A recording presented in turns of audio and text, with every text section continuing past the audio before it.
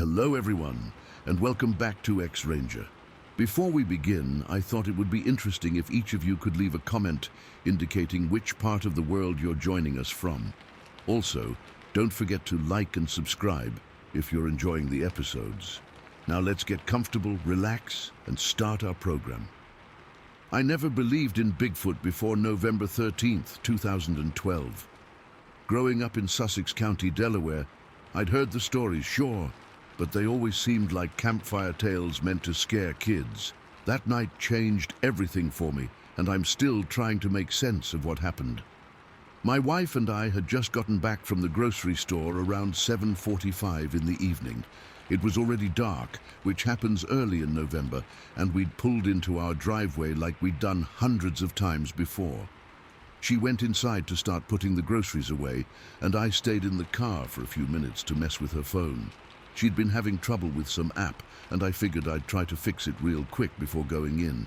I had the radio on low, just some classic rock station playing quietly in the background. The car was still running because I knew I'd only be out there for a minute or two. Our house sits on about 3 acres, with a good stretch of woods behind the property. During the day, you can see maybe 30 or 40 feet into those trees before everything gets too thick to make out much detail. At night, it's just a black wall. I was scrolling through her phone trying to figure out why this one app kept crashing when this sound ripped through the air. I'm not exaggerating when I say it was the most terrifying noise I've ever heard in my life. It wasn't human, but it wasn't like any animal I knew either. The closest thing I can compare it to is if you took a lion's roar and mixed it with someone screaming at the top of their lungs, but deeper and more powerful than either of those things could ever be. The sound was so loud and so intense that I actually felt it in my chest. Like when you're standing too close to a speaker at a concert, except this wasn't music. This was something alive, something big, and something that sounded absolutely furious. The roar went on for maybe 4 or 5 seconds, which doesn't sound like long, but when you're sitting there in complete shock, it feels like forever.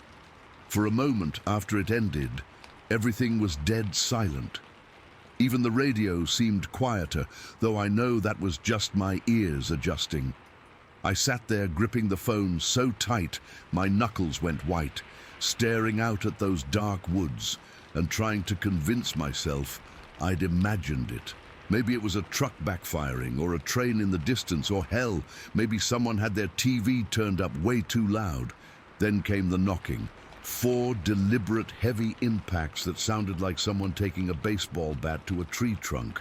Boom, boom, boom, boom. Each one was spaced about 2 seconds apart, and they were coming from somewhere in those woods, maybe 30 meters back from where the tree line started. These weren't random noises. They were too evenly spaced, too purposeful. Something was making those sounds on purpose. I fumbled for the car door handle and practically fell out of the driver's seat. My legs felt like jelly, but I managed to stumble toward the house, calling for my wife. She must have heard something in my voice because she came out right away, still holding a bag of frozen peas in one hand. "What's wrong?" she asked, and I could see the concern on her face even in the dim light from our porch. "Listen," I told her, pointing toward the woods. "Just listen." We stood there for maybe 10 seconds in complete silence. I was starting to think whatever it was had moved on, starting to feel foolish for dragging her outside. Then it happened again. 4 more knocks, just as loud and deliberate as before, but from a slightly different location. This time they seemed to be coming from further north along the tree line, like whatever was making them had moved. My wife's expression changed instantly. The skepticism vanished from her face, replaced by something I'd never seen there before. Pure fear. She dropped the frozen peas right there on the driveway and ran for the house without saying a word. I heard the front door slam behind her, then the sound of the deadbolt turning, but I couldn't move. I stood there in our driveway, staring into those woods, because I could hear something else now. Movement. Heavy footsteps crunching through dead leaves and snapping branches. Whatever was out there was walking around, and it was big enough that I could hear it clearly from where I stood. The footsteps weren't random either. They seemed to be following the edge of our property, staying just inside the tree line where I couldn't see anything. Every now and then, I'd hear a particularly loud crack as something stepped on a fallen branch, and the sound would echo back from a slightly different direction. North, then northeast, then more toward the east. Whatever it was circling us. That's when the real terror hit me. This thing, whatever it was, wasn't running away. Most animals, when they encounter humans, either freeze up or bolt in the opposite direction. This was doing neither. It was moving deliberately, staying hidden, but making just enough noise that I knew it was there. Almost like it wanted me to know. The worst part was that as I stood there listening to those footsteps, I started remembering something I'd completely forgotten about. A few weeks earlier, maybe a month, I'd been outside with my kids playing in the backyard. We'd been making all kinds of noise, and at one point my youngest had started making these whooping sounds, just being silly. I joined in, and then my other kid did too, and we'd spent maybe 10 minutes just making these ridiculous calls back and forth. But now, standing there in the dark, I remembered something else. During that afternoon with the kids, I thought I'd heard something calling back from the woods. At the time, I'd assumed it was an echo, or maybe the wind, or possibly another kid playing somewhere nearby. I'd completely dismissed it. Now I wasn't so sure. The walking sounds continued for what felt like hours, but was probably only 10 or 15 minutes. Sometimes they'd stop completely, and the silence would be worse than the noise. At least when I could hear the footsteps, I had some idea of where it was. When everything went quiet, my imagination started running wild. Was it still there? Had it gotten closer? Was it watching me from somewhere I couldn't see? I finally worked up the courage to back toward the house, never taking my eyes off the woods. Every step felt like it took forever. The distance from where I was standing to our front door couldn't have been more than 20 feet, but it might as well have been 20 miles. I kept expecting to see something emerge from those trees, kept expecting that roar to come again. When I finally reached the door, I found it was locked. My wife had bolted it behind her. I had to knock and call her name before she'd let me in, and even then she only opened it a crack at first. "Is it gone?" she whispered. "I don't know," I told her, and that was the truth. I hadn't heard anything for the last few minutes, but I had no idea if that meant it had moved on or if it was just being quiet.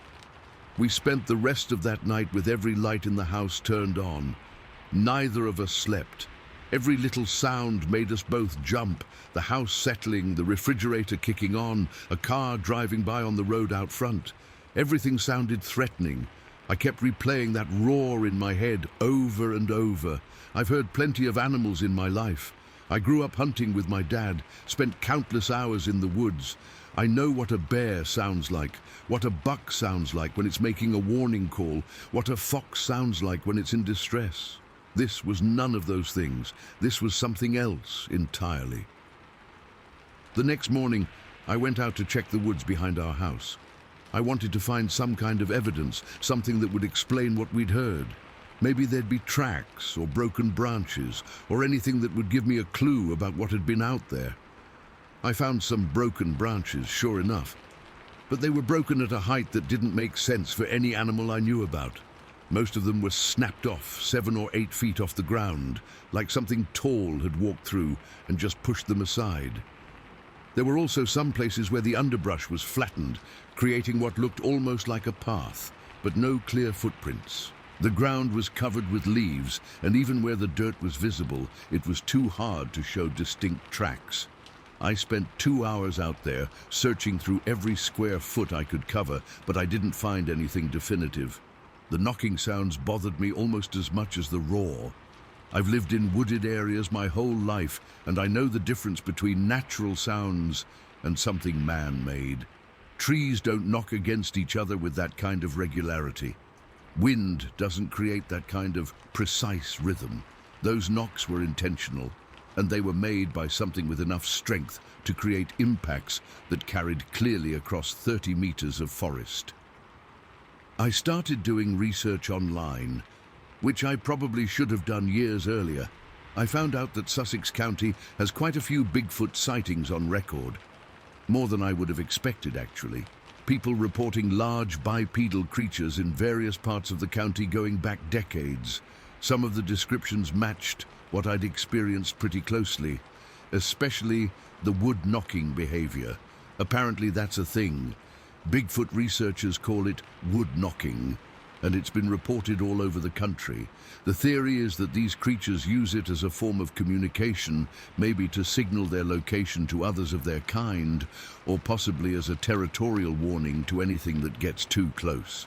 Reading about it gave me chills, because it explained something I hadn't been able to make sense of. The knocks I'd heard weren't random. They were spaced too evenly, repeated too precisely. If someone had told me before that night that Bigfoot might communicate by hitting trees, I would have laughed at them. But after what I experienced, it made perfect sense. What really bothered me, though, was the timing. Why that night? Why had whatever was out there chosen to make itself known right then? My wife and I had been living in that house for 3 years at that point. We'd come home from grocery shopping hundreds of times. What was different about November 13th? The more I thought about it, the more I kept coming back to those afternoons I'd spent making noise with my kids. Had something been listening? Had our whooping and calling somehow communicated that there were humans living here? And if so, what had it been trying to tell us that night? I never heard the roar again, but the wood knocking became semi-regular over the next few weeks. Not every night, but maybe once or twice a week. Always from the same general area, always the same pattern of 4 deliberate knocks. Sometimes I'd hear answering knocks from a different part of the woods, like there was more than one of them out there. My wife refused to go outside after dark for months. She'd always been the braver one in our relationship, the one who'd go check on strange noises or investigate when something didn't seem right.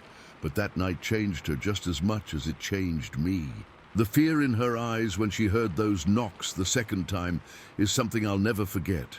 We've talked about moving, especially after the knocking sounds continued. But this is our home, and we've put too much work into it to just walk away. Instead, we've made some changes. Motion sensor lights around the perimeter of the house, a better security system, and we don't go outside alone after dark anymore, not unless we absolutely have to. People ask me if I think it was really Bigfoot, and honestly, I don't know what to tell them. All I know is what I experienced that night. I heard something that shouldn't exist, make sounds that shouldn't be possible. I listened to something large and intelligent move through the woods behind my house like it belonged there, and for 15 minutes I felt like prey. The thing that haunts me most is how deliberate it all seemed. The roar to get our attention, the knocking to communicate something, the walking to establish its presence. It wasn't random animal behavior. There was intelligence behind it, purpose. Whatever was out there that night wanted us to know it was there, but it also wanted us to know that it could stay hidden if it chose to. I still hear the knocking sometimes, though not as often as I did in those first few weeks after November 13th. And sometimes, when I'm outside during the day working in the yard, I get the feeling that I'm being watched. Not constantly, but often enough that I've learned to trust that instinct. I don't make whooping sounds with my kids anymore. Call it superstitious, call it paranoid, but I have this feeling that something out there in the Sussex County woods is still listening, and I'm not sure I want to know what it might say back. Thinking, I've written a compelling first-person narrative that captures the authentic voice of someone who experienced something unexplainable. The story follows all the guidelines. 1. Written in first person as a personal account. 2. Informal conversational tone like someone telling a friend. 3. Focused on the specific events of November 13th, 2012. 4. Includes specific details and emotions. 5. Avoids overly literary language or dialogue. 6. Builds tension throughout. 7. ends with lingering uncertainty. 8. The word count appears to be around 2,300 plus words in English. The narrative expands on the original premise while maintaining the core elements. The location, Sussex County, Delaware.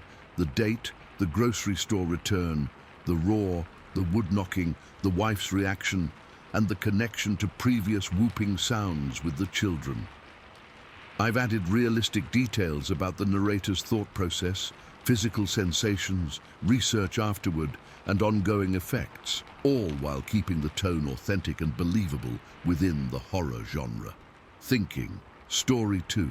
I've replayed this moment in my head thousands of times, and I still can't make sense of what I saw that day. It was a family trip, nothing special, just driving back from Bethany Beach after spending a long weekend at my aunt's place. We'd done this drive dozens of times before, but this time something was different. This time I saw something that changed everything I thought I knew about the world.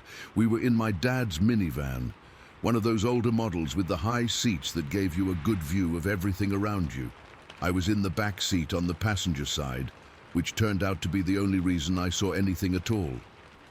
My mom was up front with Dad, and my 2 younger brothers were on the other side of the van, probably fighting over who got to control the portable CD player or something equally stupid. It was late afternoon, maybe around 4:30 or 5 o'clock, and we'd been driving for about 40 minutes since leaving Bethany Beach. The sun was getting lower, but there was still plenty of good light. Dad always took Route 1 when we made this trip because he said it was more scenic than the interstate, and he wasn't wrong. You get to see all these farms and open fields instead of just trees and traffic. We were in that stretch where the road gets slightly elevated, maybe 10 or 15 feet higher than the surrounding farmland. From my window, I could see for miles across the fields on both sides of the highway. Most of the crops had been harvested already since it was late in the season, but there were still some cornfields standing. The stalks were all dried out and yellow-brown, maybe 6 or 7 feet tall in most places. That's when I saw it. At first, I thought my eyes were playing tricks on me. We were moving at highway speed, probably around 60 miles per hour, and everything was flashing by pretty quickly. But there was this dark brown shape standing in one of the cornfields, maybe 90 meters from the road, and it just didn't fit with anything else I was seeing. The thing that caught my attention first was the height. Whatever it was definitely taller than the corn stalks around it. Not by a little bit either. I'd say a good 1.5 to 2 feet of this thing was visible above the tops of the dried corn, and it wasn't thin like a pole or a post. It had width to it, substance. The shoulders alone looked to be maybe 3 feet across, which is massive when you really think about it. My first thought was that it had to be a scarecrow. That would make sense, right? A farmer protecting his crops with some kind of oversized scarecrow. But the more I looked at it, the more that explanation fell apart. Scarecrows are usually mounted on posts or frames, and you can see the support structure. This thing looked solid all the way down, like it was standing on its own 2 feet, and scarecrows don't have that kind of definition. Even from 90 meters away, I could make out what looked like a head, distinct from the shoulders. The proportions were all wrong for any kind of farm equipment or machinery I'd ever seen. This looked organic, alive, even though it wasn't moving. The texture was wrong too. Scarecrows are usually made of cloth or burlap, materials that catch the light in a certain way. This thing had a matte finish, almost like fur or hair. It absorbed the light instead of reflecting it, which made it stand out even more against the bright yellow of the dried corn. I stared at it for what felt like forever, but was probably only 2 or 3 seconds. In that time, the thing never moved, never shifted position. It just stood there, perfectly still, like a statue, but there was something about the way it was positioned, the way it seemed to be facing the road, that made me think it was aware of us passing by. That's when the fear kicked in. My heart started pounding, and I felt this cold sensation wash over me. Every instinct I had was screaming that this wasn't right, that what I was looking at shouldn't exist. I wanted to say something, to point it out to my family, to have someone else confirm that they were seeing what I was seeing. But I couldn't make my voice work. It's hard to explain the paralysis that came over me. Part of it was pure fear, the kind of primal terror that shuts down your rational thinking, but part of it was something else. We were on a family trip. Everyone was in a good mood, and I had this overwhelming fear that if I said something, I'd ruin everything. What if they thought I was making it up? What if they got angry at me for trying to scare everyone? What if we had to turn around and go back to check, and it turned out to be nothing? So I just sat there, frozen, watching this impossible thing as we drove past. The angle changed as we moved, and I could see more of its profile. It definitely had a head, positioned on top of broad shoulders, just like a person would, but the proportions were all wrong. The head seemed small compared to the body, and the arms, what I could see of them, looked longer than they should be. The whole sighting lasted maybe 4 or 5 seconds from start to finish. Then the terrain changed slightly, and there was this little rise in the field that blocked my view. By the time we'd driven far enough to see around it, the thing was gone, just empty cornfields stretching off into the distance. I pressed my face against the window, craning my neck to try to see where it had gone. But there was nothing. No movement in the corn, no sign that anything had ever been there. It was like the whole thing had just vanished. About 2 minutes later, I saw the sign for Milton coming up on our right. That's when it hit me exactly where we'd been when I saw the thing. We were on the elevated stretch of Route 1, just north of Milton, Delaware. I'd been to Milton before with my family. It's a small farming community, mostly corn and soybean fields as far as you can see. What I'd witnessed was in one of those fields, close enough to the road that I could make out details, but far enough away that I couldn't be completely sure of what I was looking at. The regret set in immediately.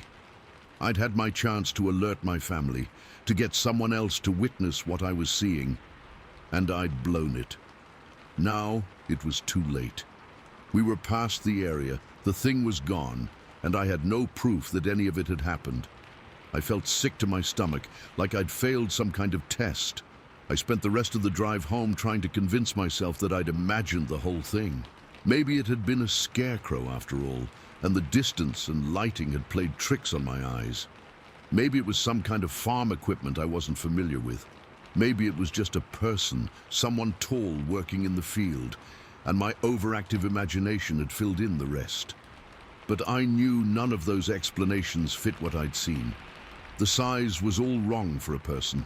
The stillness was all wrong for someone working. The proportions were all wrong for any kind of equipment. Deep down, I knew I'd seen something that shouldn't have been there. When we got home, I went straight to my room and tried to research what I'd seen. This was before everyone had internet on their phones, so I had to wait until I could get on the family computer. I searched for things like large creatures Delaware, and Bigfoot sightings Delaware, and strange animals Milton, Delaware. I found a few scattered reports of unusual sightings in the area, but nothing that exactly matched what I'd experienced. What bothered me most was how clear the memory was. Usually when you see something unexpected, the details get fuzzy pretty quickly. Your brain fills in gaps and changes things around until you're not sure what you actually saw versus what you think you saw. But this was different. I could recall every detail with perfect clarity. The height, the breadth of the shoulders, the way it stood perfectly still, the matte brown texture, the distinct head and torso visible above the corn. I also couldn't shake the feeling that the thing had been aware of us. It was positioned facing the road, like it was watching the traffic go by.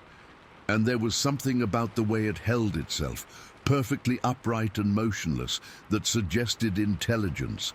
Animals in the wild don't usually stand that still unless they're trying to avoid detection, but this thing wasn't hiding. If anything, its size made it more visible, not less.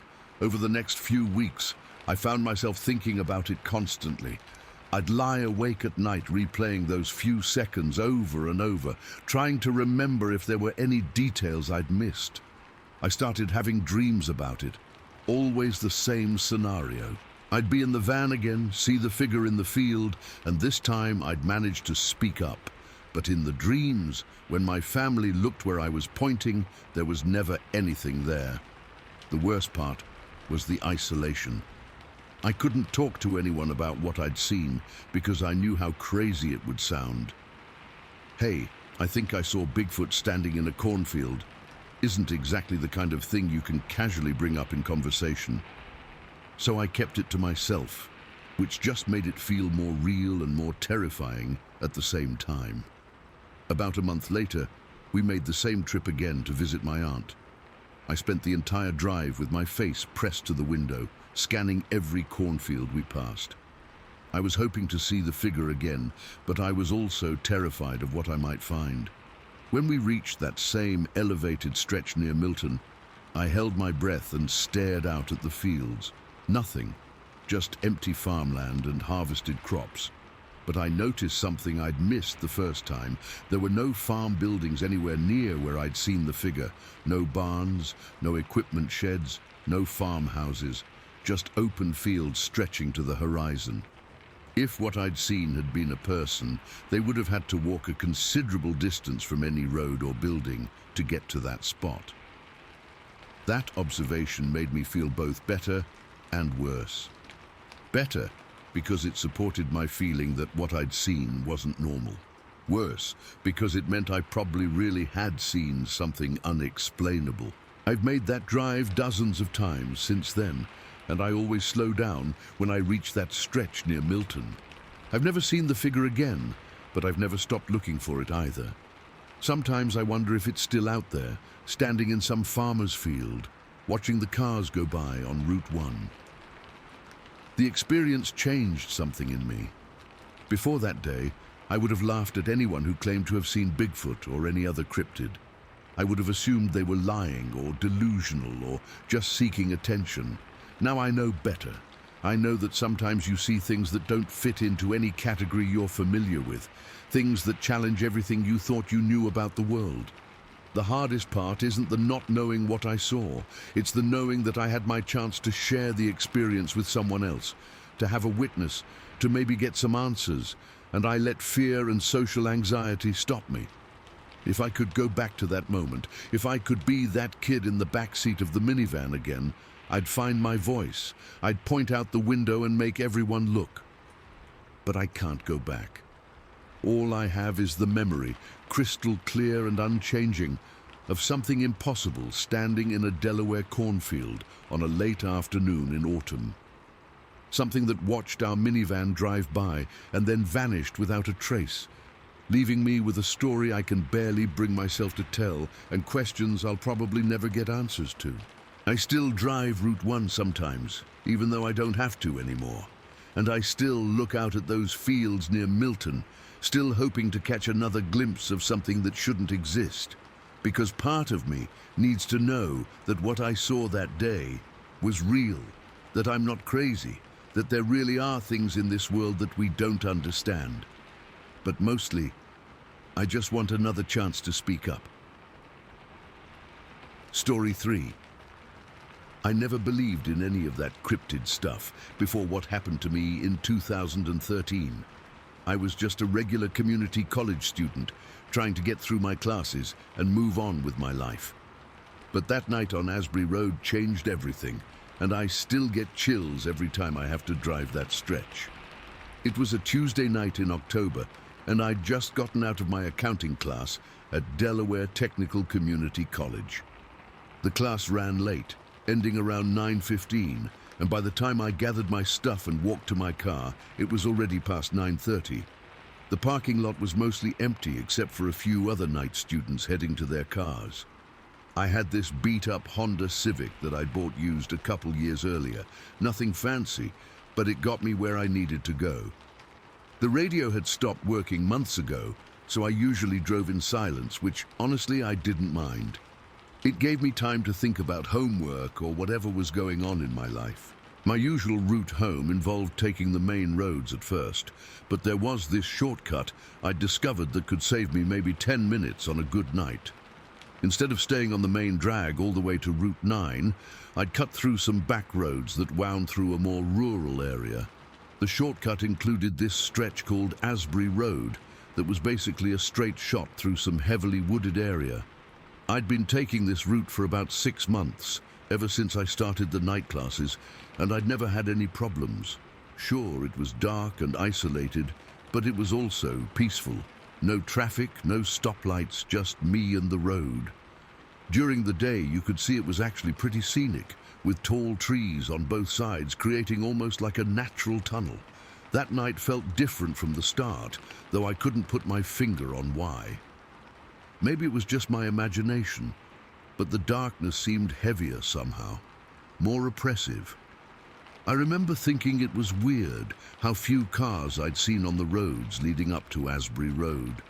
Usually, there'd be at least some traffic, people getting off work or heading home from dinner or whatever. But that night it felt like I had the whole area to myself. I turned onto Asbury Road and immediately flipped on my high beams. This was standard procedure for me on that stretch because the road was completely unlit and the trees blocked out most of the ambient light from any nearby buildings. Without the high beams, you could barely see 10 feet ahead of you. The road stretched out in front of me, probably about a quarter mile of straight asphalt before it curved slightly to the right. On both sides, the trees came right up to the edge of the pavement, creating these dark walls that seemed to absorb the light from my headlights. I'd driven this stretch dozens of times, so I knew exactly what to expect. About 3/4 of the way down, there was this utility pole on the right side, one of those tall wooden ones with power lines running overhead. I was probably doing around 35 miles per hour, which was my normal speed on that road. Fast enough to get through it quickly, but not so fast that I couldn't react if a deer jumped out or something. I'd seen plenty of deer sign in that area during daylight drives, and the last thing I wanted was to hit one with my little Honda. As I approached the utility pole, I noticed something that made me ease off the gas a little. There was a shape next to the pole, a dark silhouette that looked like it might be a person. My first thought was that someone had broken down and was waiting for help, or maybe someone was out there working on the power lines, though that seemed unlikely at that hour. Out of politeness, I dimmed my high beams. I'd been on the receiving end of people blasting me with their brights, and it's not pleasant. If someone was standing there, the last thing I wanted to do was blind them with my headlights. But as I got closer, something about the shape started bothering me. It was too big, too wide. At first, I thought maybe it was two people standing close together, but the silhouette was too uniform for that. And whoever it was, they weren't moving at all. Not shifting from foot to foot, not waving for help, not even turning to look at my approaching car. When I was maybe 50 yards away, the details started becoming clearer, and that's when the fear kicked in. This wasn't a person. This was something else entirely. The thing was massive, maybe 7.5 or 8 feet tall and built like a brick wall. The shoulders were incredibly broad, way wider than any human I'd ever seen. The torso was thick and powerful, covered in what looked like dense, dark fur or hair. It was standing perfectly upright, perfectly still, with its back to the road. What really got my attention was the head. Even from behind, I could see that it had this distinctive shape, almost like there was a ridge or crest running from front to back along the top of the skull. It wasn't round like a human head, but more elongated and peaked. The arms were hanging at its sides, completely relaxed, and I could see the hands clearly. They were huge, with long fingers that extended well past where a normal person's hands would reach. I was probably 20 yards away when I realized I was looking at something that shouldn't exist. Every rational part of my brain was trying to come up with an explanation. Maybe it was some kind of statue or art installation. Maybe it was a person in a costume. Maybe my eyes were playing tricks on me in the darkness, but as I drew alongside it, maybe 15 feet away, The thing turned its head. Not its body, just its head. A slow, deliberate turn to look directly at me as I passed, and the eyes that met mine were unlike anything I'd ever seen. They weren't animal eyes, reflecting the light from my headlights. They were dark, intelligent, and completely aware. There was a consciousness behind those eyes, an intelligence that was studying me just as intently as I was staring at it. For maybe 2 seconds, we looked at each other through my passenger side window. 2 seconds that felt like an eternity. In that brief moment, I felt like I was being evaluated, sized up by something that was far more powerful than me, but had decided I wasn't worth its time. Then, just as calmly as it had turned to look at me, it turned its head back toward the forest and resumed its original position. Like I was nothing, like I was so insignificant that I didn't even warrant continued attention. That's when every hair on my body stood up. I felt this primal fear wash over me, the kind of terror that comes from deep in your DNA, from some ancient part of your brain that remembers when humans weren't the dominant species on the planet. My hands started shaking on the steering wheel, and I could feel my heart hammering in my chest. I floored it. My little Honda's engine screamed as I pushed it as hard as it would go, desperate to put distance between myself and whatever I'd just encountered. I didn't look in my rearview mirror, didn't slow down until I reached Route 9 and saw other cars around me. The familiar sight of traffic lights and gas stations and normal human activity. The whole encounter had lasted maybe 10 seconds from start to finish, but it felt like it had changed everything. I sat at the first red light I came to, hands still trembling, trying to process what had just happened. The logical part of my mind was already working overtime, trying to rationalize what I'd seen. But I couldn't shake the memory of those eyes. They weren't the eyes of an animal caught in headlights.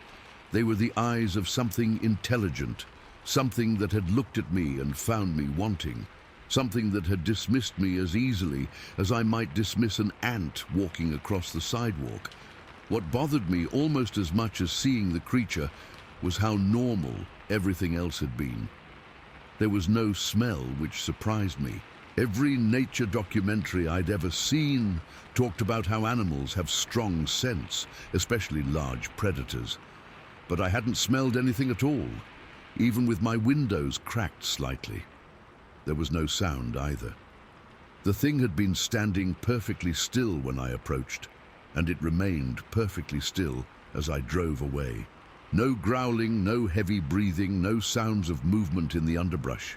Just this massive, silent presence beside the utility pole. Over the next few days, I found myself obsessing over every detail, the way it had stood so perfectly upright, without the slight hunch that even tall humans have, the impossible width of its shoulders, the casual way it had dismissed me with that single glance. I started taking a different route home from my night classes, adding 15 minutes to my drive just to avoid Asbury Road. But after a few weeks, practicality won out over fear, and I went back to using the shortcut. I told myself I was being ridiculous, that I'd probably just seen someone in a costume playing a prank, or maybe my tired eyes had exaggerated the size of a perfectly normal person. But every time I approached that utility pole, my heart would start racing. Every time I passed the spot where I'd seen the creature, I'd find myself holding my breath and gripping the steering wheel tighter. And every time, I'd remember those dark, intelligent eyes that had looked at me like I was nothing. I never saw it again, but I never stopped looking for it either. Even now, years later, I slow down when I pass that pole. I scan the tree line, searching for any sign of movement, any indication that I'm not alone on that isolated stretch of road. The experience changed my perspective on a lot of things. Before that night, I would have laughed at anyone who claimed to have seen Bigfoot or any other cryptid. I would have assumed they were lying or crazy or just looking for attention. Now I know better. Now I know that there are things out there that we don't understand. Things that exist just beyond the edge of our normal experience. What haunts me most isn't the fear I felt in that moment. It's the casual indifference the creature showed toward me. I've been in situations where I felt threatened by other humans, situations where I could sense hostility or aggression. This was different. This was something so far above me on the food chain that I didn't even register as a potential threat or concern. I've never told anyone about what I saw that night. Who would believe me? A college student, driving home late at night, tired from a long day, sees something impossible on a dark country road. It sounds like the setup for a bad horror movie or an urban legend, but I know what I saw, and I know it was real. Sometimes I wonder if the creature is still there, still standing by that utility pole on Asbury Road, still watching the occasional car pass by, still evaluating and dismissing the humans who intrude on its territory, still existing in that space between the world we think we know and the world that actually is. All I know for certain is that on that October night in 2013, I came face to face with something that shouldn't exist, something that looked at me with ancient, intelligent eyes and found me so utterly insignificant that I wasn't even worth a second glance. And that casual dismissal, that complete indifference to my existence, was more terrifying than any raw or aggressive posture could have ever been. I still drive Asbury Road sometimes, though not as often as I used to, and every time I pass that utility pole, I remember those eyes and wonder if I'm being watched again. Story 4. I've been thinking about whether to tell this story for years now, and I keep coming back to that night in June of 2003.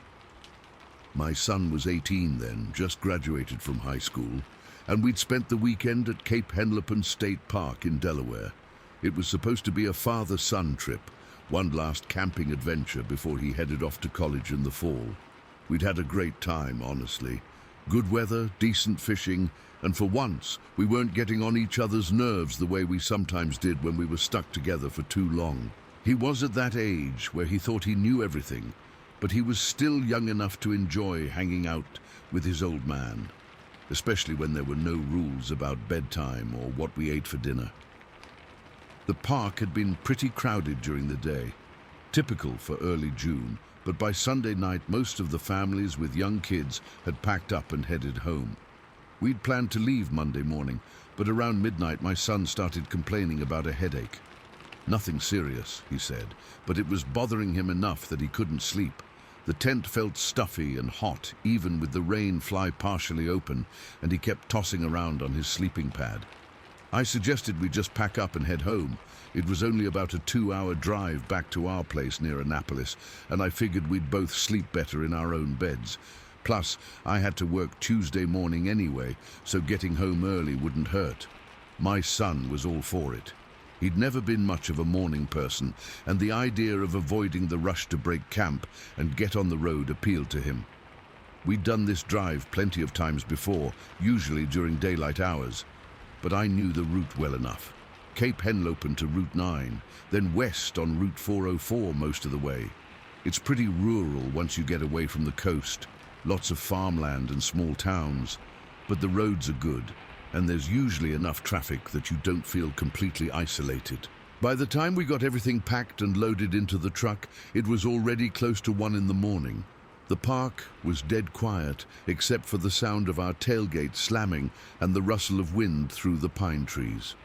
A few other campers were still up, probably having late-night conversations around dying campfires, but most of the sites we passed were dark and silent.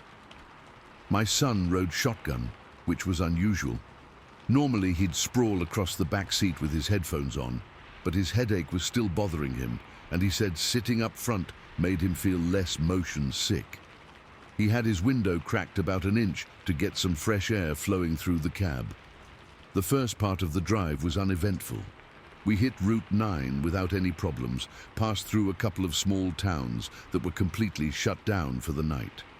My son dozed off somewhere around Georgetown, his head leaning against the passenger window, and I was left alone with my thoughts and the radio turned down low so I wouldn't wake him. Route 404. between Georgetown and Denton is one of those stretches where civilization just disappears. During the day, you can see farmhouses and barns scattered across the landscape, but at night it's just darkness on both sides of the road.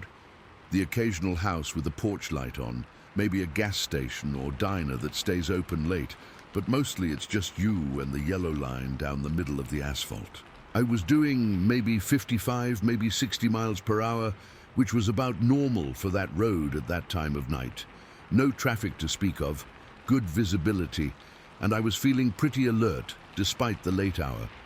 Sometimes those middle-of-the-night drives are actually kind of peaceful, especially when you don't have anywhere you need to be in a hurry. That's when I saw headlights coming toward me in the distance, the first oncoming car I'd seen in probably 20 minutes.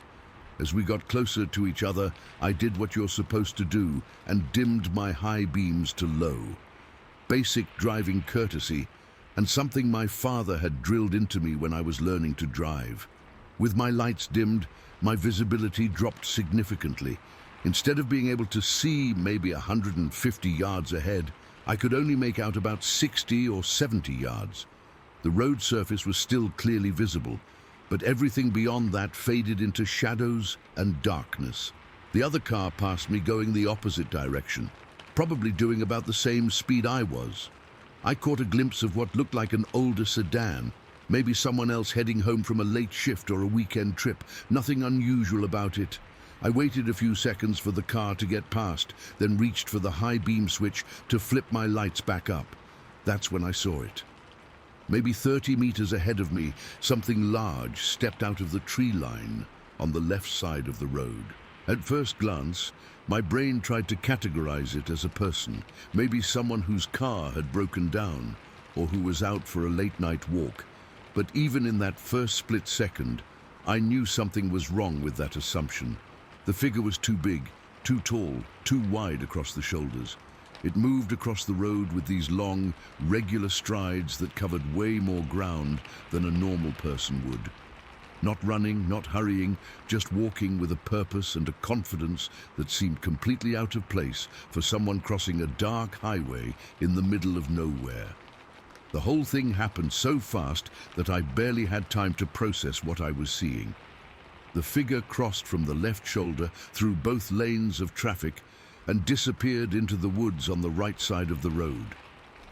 The entire crossing took maybe 3 or 4 seconds, but those few seconds stretched out in my mind like they were happening in slow motion. What struck me most was the silhouette. Even in the limited light from my headlights, I could see that this wasn't a normal human shape. The torso was too broad, the arms too long, the head positioned in a way that seemed subtly wrong. And the height, even allowing for the distance and the angle, this thing had to be close to 8 feet tall. I was still trying to make sense of what I'd seen when my son bolted upright in the passenger seat. "Did you see that?" he said, and his voice had this edge to it that I'd never heard before. Not excitement exactly, but something close to panic. "Yeah," I said, easing off the gas pedal. "I saw something cross the road." "There were 2 of them," my son said, and I could hear him turning in his seat to look back the way we'd come. That's when my stomach dropped. 2? The big one, yeah, but there was a smaller one right behind it, like the smaller one's chest was maybe at the height of the big one's back. They both had really long arms, like almost down to their knees. I felt this chill run down my spine, because I knew my son wasn't making this up. He'd been asleep 30 seconds earlier, and there's no way he could have invented those details on the spot. He'd seen something, the same something I'd seen, but he'd caught details that I'd missed. I slowed the truck down to maybe 15 miles per hour and started scanning the tree line where the figures had disappeared. My son rolled his window down all the way and stuck his head out, trying to get a better view of the woods on our right. "Stop the truck," he said. "I don't think that's a good idea. Just for a minute. Maybe we can see them." Against my better judgment, I pulled over to the shoulder and put the truck in park. I kept the engine running and the headlights on, pointed toward the area where the creatures had entered the woods. We sat there for maybe 2 minutes, both of us straining to see or hear anything that might give us a clue about what had just happened. The silence was complete. No rustling in the underbrush, no snapping of branches, no sounds of movement at all. If there really had been two large creatures that had just crashed through the tree line, they were being absolutely silent now. Even the normal night sounds, crickets, tree frogs, whatever, seemed to have stopped. But there was a smell. With the passenger window down, I could detect this earthy, musky odor that hadn't been there before. Not unpleasant exactly, but definitely organic. Like wet leaves and soil and something else I couldn't identify. Something alive. "You getting that smell?" I asked my son. He nodded. "Yeah, it's coming from over there," he said, pointing toward the woods. I flicked my high beams on and off a few times, trying to penetrate deeper into the tree line. All I could see were pine trees and some kind of scrubby undergrowth. No movement, no reflection of eyes, nothing that would indicate the presence of any large animals. "We should go," I said finally. My son was quiet for a moment, still staring into the woods. Then he rolled up his window and settled back into his seat. "Yeah, okay." I put the truck back in drive and slowly accelerated back onto the highway. For the next few miles, neither of us said anything. I kept glancing in my rearview mirror, half expecting to see something following us, but the road behind us stayed empty. Finally, my son broke the silence. "Dad, what do you think that was?" I'd been asking myself the same question. "I honestly don't know. I mean, it wasn't a person, right? People don't get that big." "No," I agreed, "that wasn't a person. And it wasn't a bear or anything like that. Bears don't walk upright like that, not for that distance." He was right. I'd seen bears before, both in the wild and in zoos. When bears rear up on their hind legs, they're wobbly and awkward. They don't stride across highways with that kind of confidence and coordination. "The big one," my son said. I swear it would have been looking Yao Ming right in the eye, maybe even looking down at him. Yao Ming was 7'6". If my son was right about the height comparison, we were talking about something that stood close to 8 feet tall, maybe taller. "And you're sure there were two of them?" "Positive. The smaller one was following right behind, like maybe 20 feet back. Same kind of walk, same proportions, just not as tall. Maybe 6.5, 7 feet. We spent the rest of the drive talking about what we'd seen, trying to make sense of it. My son described details I hadn't noticed, the way their arms swung as they walked, the fact that they seemed to be covered in hair or fur, the way the smaller one stayed back like it was deferring to the larger one. The whole thing had an organized quality to it that bothered me. This wasn't random animal behavior. It felt purposeful, like they had somewhere to go and they were taking the most direct route to get there, regardless of whether that route happened to cross a highway. By the time we reached the Maryland line, we'd convinced ourselves that we'd witnessed something extraordinary. We'd both seen it, we both remembered it clearly, and our descriptions matched up too well for it to have been some kind of shared hallucination or misidentification. "Are we going to tell anyone about this?" my son asked as we got closer to home. "Who would believe us?" "Mom?" I thought about that for a moment. My wife was pretty level-headed, not the type to dismiss something outright, but this was pretty far outside the realm of normal experience. Maybe, eventually. We never did tell her, though, or anyone else for that matter. It was like we had this shared secret, this thing that only the two of us knew about. Sometimes, months later, one of us would bring it up in conversation, usually late at night when we were talking about other things. "Remember that night driving back from Cape Henlopen?" One of us would say, and the other would nod, and we'd spend a few minutes going over the details again, making sure we both still remembered it the same way, making sure it had really happened. But we never came up with an explanation that satisfied us. We researched Bigfoot sightings in that area and found a few scattered reports over the years, but nothing recent, and nothing that exactly matched what we'd experienced. Most of the eyewitness accounts described single creatures, not pairs. The detail that stuck with me most was something my son had mentioned that night, but that we didn't really discuss until later. He said the way the smaller creature followed the larger one reminded him of a child following a parent. Not fearful or submissive, but respectful, like it was learning from the bigger one, watching how it moved, how it navigated the world. That possibility scared me more than anything else about the encounter. If what we'd seen was some kind of unknown primate species, and if they traveled in family groups, then we'd stumbled onto something much bigger than just a single anomalous creature. We'd gotten a glimpse of an entire hidden world existing right alongside our own. It's been over 20 years now, and I still think about that night regularly. I've driven Route 404 dozens of times since then, sometimes during the day, sometimes at night, and I always slow down when I reach that stretch between Georgetown and Denton. I always scan the tree line, looking for movement, listening for sounds that don't belong. I never saw anything like it again, but I never stopped believing that what we experienced that night was real. My son's in his 40s now, married with kids of his own, and he still talks about it sometimes when we get together. We both remember it exactly the same way, down to the smallest details. And we both know that somewhere in the woods of Delaware, there are things living and moving that most people never see. Story 5. I don't talk about this much because people think I'm crazy when I do, but what happened to me near Angola, Delaware, still keeps me up at night sometimes. This was maybe 3 years ago now, and I still get this sick feeling in my stomach every time I have to drive through that area after dark. I was coming home from my cousin's wedding reception in Rehoboth Beach. It had been one of those long family events where you eat too much, drink a little too much, and stay way later than you planned because everyone's having a good time and nobody wants to be the first one to leave. By the time I finally said my goodbyes and got to my car, it was already close to midnight. The drive from Rehoboth back to my place usually takes about an hour and 15 minutes, depending on traffic and which route you take.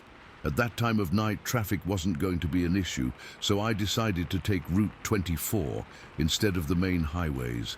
It's a more direct route, cuts through some rural areas, but it's also more interesting than just sitting on the interstate with nothing to look at but truck stops and billboards. Route 24 through that part of Delaware is pretty isolated once you get away from the beach towns. Lots of farmland, some patches of forest, the occasional small town that shuts down completely after 9 o'clock. During the day, it's actually quite scenic, but at night it's just mile after mile of darkness on both sides of the road. I'd made this drive before, though not very often and usually during daylight hours. I knew there was this one stretch that got particularly dark and isolated. A corridor through some dense woods where the trees came right up to the edge of the pavement on both sides. No houses, no businesses, no streetlights. Just your headlights and whatever moonlight managed to filter through the canopy. It was almost 1 o'clock in the morning when I entered that dark corridor. I remember checking the clock on my dashboard because I was trying to calculate what time I'd get home and whether I'd get enough sleep before work the next day. The road ahead disappeared into what looked like a tunnel of trees, and I flicked on my high beams to get better visibility. That's when I saw movement up ahead. At first I thought it was a deer. You see a lot of deer in that area, especially at night, and I'd already had a couple of close calls earlier in the evening with deer crossing the road. So when I saw something large moving near the roadway about 45 meters ahead, my first instinct was to slow down and get ready to brake if I needed to. But as I got closer, I realized this wasn't a deer. The thing was huge, easily twice the size of any deer I'd ever seen. And it was moving wrong. Deer have this graceful, bounding way of moving, especially when they're crossing a road. This thing was low to the ground, moving on 4 legs, but the gait was more like a big cat or a bear. Muscular and powerful, but also completely silent. What really caught my attention was how it entered the road. It didn't bound out of the woods like a deer would. It just appeared at the edge of my headlight beam, moving from the tree line on the left toward the center of the road. No hesitation, no pause to check for traffic. Just this confident, purposeful movement that suggested it knew exactly what it was doing. The creature was still about 30 meters away when it stopped right in the middle of my lane and turned its head to look at me. That's when I saw the eyes. I've seen plenty of animal eyes reflecting headlights over the years. Deer, raccoons, opossums, cats, dogs, you name it. When light hits an animal's eyes at night, you get that distinctive eyeshine effect, that silvery or greenish reflection that makes them look like little mirrors in the darkness. This was different. These eyes weren't reflecting my headlights. They were glowing on their own, a deep, intense red that seemed to come from inside the creature's head. The glow was bright enough that I could see it clearly from 30 meters away, bright enough that it actually hurt to look at directly. But what really made my blood run cold was the spacing. The eyes were too far apart, set too high on the head for any normal animal. If this thing had been a deer or a dog or even a bear, the eyes would have been closer together and positioned differently. These eyes belonged to something with a much larger skull, something built on a completely different scale. I slowed down to maybe 20 miles per hour, not sure what I was dealing with, but knowing I didn't want to hit it with my car. For maybe 2 seconds, we stared at each other across those 30 meters of asphalt. The creature's head was turned at an angle that let me see its profile, and even in the limited light, I could tell this wasn't any animal I was familiar with. The body was massive and muscular, covered in what looked like thick, dark fur. The shoulders were incredibly broad, and the way it held itself suggested tremendous strength. But there was also an intelligence in those glowing red eyes, a consciousness that was studying me just as intently as I was studying it. Then, without any warning, it bolted. I've seen deer run when they're spooked, and I've seen dogs and cats move when they're in a hurry. This was faster than any of them.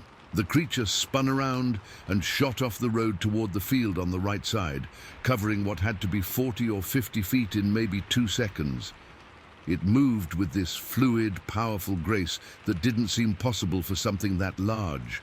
By the time I reached the spot where it had been standing, there was nothing to see, no tracks on the asphalt, no sign that anything had ever been there, just the empty road stretching ahead into the darkness. But I was too shaken up to just keep driving. I pulled over to the shoulder and put the car in park, trying to process what I'd just seen. My hands were trembling on the steering wheel, and I could feel my heart hammering in my chest. I sat there for maybe a minute, just breathing and trying to convince myself that what I'd witnessed had a logical explanation. That's when I noticed the clearing. Off to my right, maybe 50 meters from where I'd stopped, there was an open area in the trees. Not a big field, just a gap in the forest where something had cleared away the undergrowth. During the day, it probably would have been easy to miss, but at night, with my headlights pointed in that direction, I could see it clearly. And standing in that clearing, maybe 100 meters from the road, was a tall, dark figure.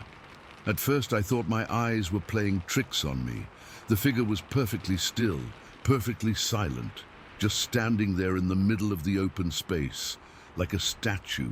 But the more I looked at it, the more certain I became that it was real.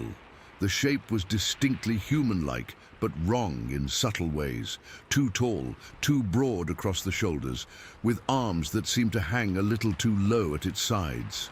It was facing in my direction, and even though I couldn't make out any details at that distance, I had the unmistakable feeling that it was watching me. I turned off my engine and rolled down my windows, straining to hear anything that might give me a clue about what I was looking at, but the night was completely silent.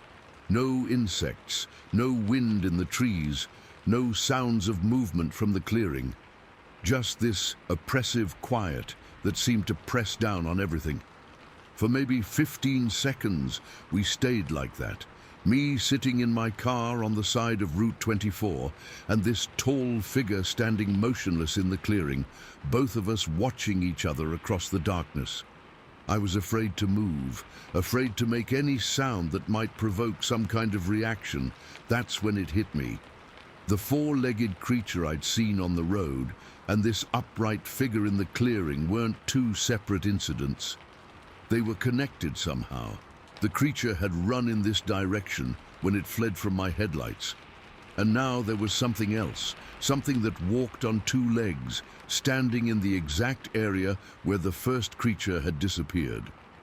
The implications of that connection terrified me more than either sighting individually. If these were two different creatures working together, or if they were the same creature capable of moving both on four legs and two legs, then I was dealing with something far outside my understanding of the natural world.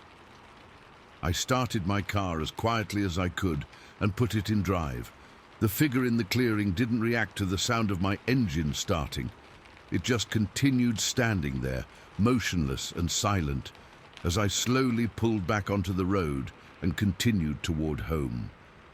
I drove the rest of the way with my windows up and my doors locked, checking my rearview mirror every few seconds to make sure nothing was following me.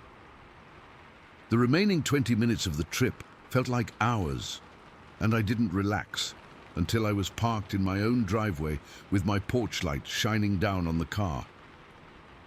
Even then, I sat in the driveway for several minutes before getting out. I kept thinking about those glowing red eyes and the way they'd seemed to look right through me. There had been an intelligence behind those eyes, a consciousness that had evaluated me and found me worth watching.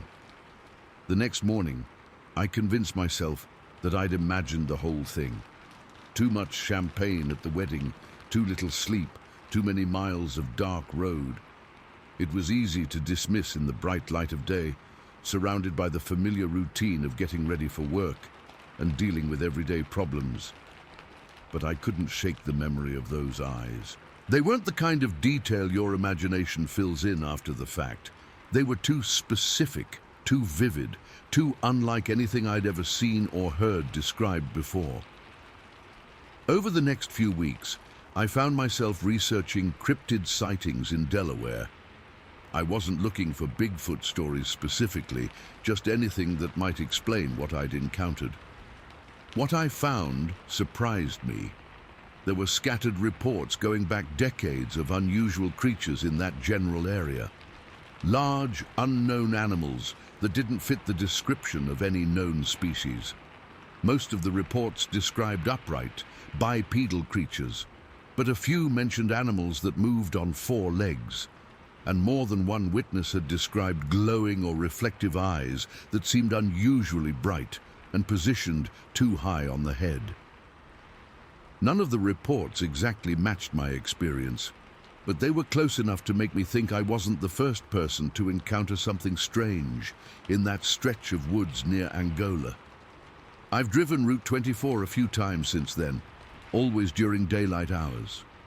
The dark corridor through the trees looks completely normal in the sunshine, just a typical stretch of rural Delaware highway bordered by pine forests and farmland. Nothing threatening or mysterious about it, but I haven't driven that route at night since the incident, and I don't plan to.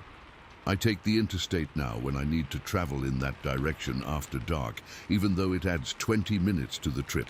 The extra time is worth the peace of mind. Sometimes I wonder what would have happened if I'd gotten out of my car that night, if I'd walked over to the clearing to get a closer look at the figure standing there. Part of me is curious about what I might have discovered, but a bigger part of me is grateful that I stayed in my car and drove away, because I have this feeling that whatever I saw that night near Angola wasn't just observing me randomly. The way the four-legged creature had stopped in the road and looked directly at me, the way the upright figure had positioned itself in the clearing where I couldn't miss it, suggested a level of awareness and intentionality that goes beyond normal animal behavior. It felt like I was being studied, evaluated, maybe even tested in some way. And I'm not sure I want to know what the results of that evaluation might have been. All I know is that somewhere in the woods of Delaware, there are things moving around that most people never see. Things that can travel on 4 legs or 2 legs as the situation requires. Things with glowing red eyes and an intelligence that's focused on us in ways we don't understand. And sometimes late at night when I'm driving alone on dark roads, I find myself checking my rear-view mirror and wondering if I'm being watched again. Story 6. I was 17 when I saw something that changed how I think about the woods forever. This happened in Michigan's Upper Peninsula, and even though it's been years now, I still get this weird feeling in my stomach every time I drive that stretch of road. I've never told the full story to anyone before, mainly because I know how crazy it sounds, but also because there are some details about that night that still give me chills when I think about them. It was late fall, probably early November, and I was driving home from my girlfriend's house in Watson. This was back when I was a senior in high school, and I'd gotten permission to borrow my mum's car for the evening. My girlfriend lived about 15 miles from our place near Cornell, and the drive between the 2 towns took me along County Road 426, which cuts through some pretty remote areas of the UP. For those who aren't familiar with Michigan's Upper Peninsula, it's not like the more populated parts of the state. Up there, you can drive for miles without seeing another house or even another car. It's mostly forest, lakes, and swampland, with small towns scattered here and there, connected by 2-lane roads that wind through the wilderness. County Road 4. 26 was one of those roads. During the day, it was actually quite beautiful, with tall pines and hardwoods on both sides, and the occasional glimpse of a lake or wetland through the trees. But at night, especially in the fall when the days were getting shorter, it could feel pretty isolated and spooky. I'd made this drive dozens of times before, so I knew the road well. There was this one section, maybe halfway between Cornell and Watson, where the road skirted along the edge of a large marshy area. During hunting season, you'd sometimes see hunters parked along that stretch, accessing the wetlands on foot. But it was getting late in the season, and most of the hunting activity had died down. I was probably doing about 40 miles per hour, which was my normal speed on that road at night. Fast enough to make good time, but slow enough to react if a deer jumped out or if I hit a patch of ice. The temperature had been dropping over the past few days, and there were already warnings about black ice forming on some of the rural roads. My headlights were on high beam because there was no other traffic, and I could see pretty well ahead of me. The road was straight for maybe half a mile through that marshy section, with the swampland extending off to the right and denser forest on the left. That's when I saw the figure. At first, I thought it was another driver who had pulled over, maybe someone having car trouble or taking a phone call. There was definitely someone standing on the shoulder of the road, right at the edge, where the pavement met the marshy ground. But as I got closer, I started to notice things that didn't make sense. First, there was no car. If someone had broken down or pulled over for some reason, their vehicle should have been visible somewhere. But I couldn't see any other car, truck, or even a motorcycle anywhere along that stretch of road. Second, the figure wasn't moving. Most people, when they see headlights approaching, will either wave for help or at least turn to look at the oncoming car. This person was just standing there, completely still, facing slightly toward the road, but not making any gesture or movement that I could see. I slowed down to maybe 30 miles per hour, thinking maybe I should stop and see if whoever it was needed help. But something about the whole situation felt off, and I wasn't sure I wanted to get out of my car in the middle of nowhere to investigate. As I got closer, maybe 40 or 50 feet away, I started to make out more details, and that's when I realized this wasn't a normal person. The figure was huge. I mean, really huge. Even from a distance, I could tell it was much taller than any person I'd ever seen. If I had to guess, I'd say it was close to 9 feet tall, maybe a little taller, and it wasn't just tall, it was broad and massive, built on a scale that seemed impossible for a human being. The arms were what really caught my attention. They were incredibly long, extending down past what would be knee level on a normal person. Even standing relaxed at its sides, the creature's hands were hanging at a level that would have been mid-thigh on someone my height. At 30 miles per hour, I was closing the distance pretty quickly, and when I got to maybe 20 feet away, my headlights illuminated the figure fully, and I could see details that made my blood run cold. The entire body was covered in short, uniform black fur. Not clothing, not a costume, but actual fur that covered it from head to toe. The fur looked thick and dense, like what you might see on a bear or a large dog, but much more uniform in length and texture. The face was the most disturbing part. It was this grey, dark color, darker than the fur, but not completely black. The features were a mix of human and something else, something more primitive.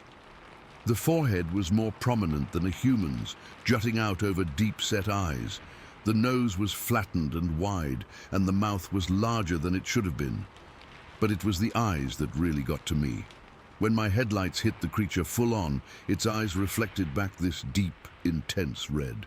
Not like the greenish or yellowish eyeshine you get from deer or other animals, but a rich, deep red that seemed to glow in the darkness. It wasn't light coming from inside the eyes. I could tell it was just reflection, but the effect was sinister and unnatural. I slowed down even more to maybe 15 miles per hour because I couldn't believe what I was seeing, and I needed time to process it. The creature never moved, never flinched, never showed any sign that it was bothered by my headlights or concerned about an approaching vehicle. Instead, it just watched me. That's when I had what I can only describe as a moment of mutual recognition. For maybe 2 seconds, as I crept past at close range, the creature and I looked directly at each other. And in that brief moment, I could see intelligence in those red reflecting eyes. Not animal cunning, but actual intelligence. The kind of awareness that you see in human eyes, the sense that there's a conscious mind behind them evaluating what it's seeing. What terrified me most was that the creature seemed just as surprised to see me as I was to see it. There was this moment of mutual shock, like we'd both been caught off guard by the encounter. It wasn't the reaction of an animal that had been spotted by a human. It was more like the reaction of another intelligent being who hadn't expected to be seen.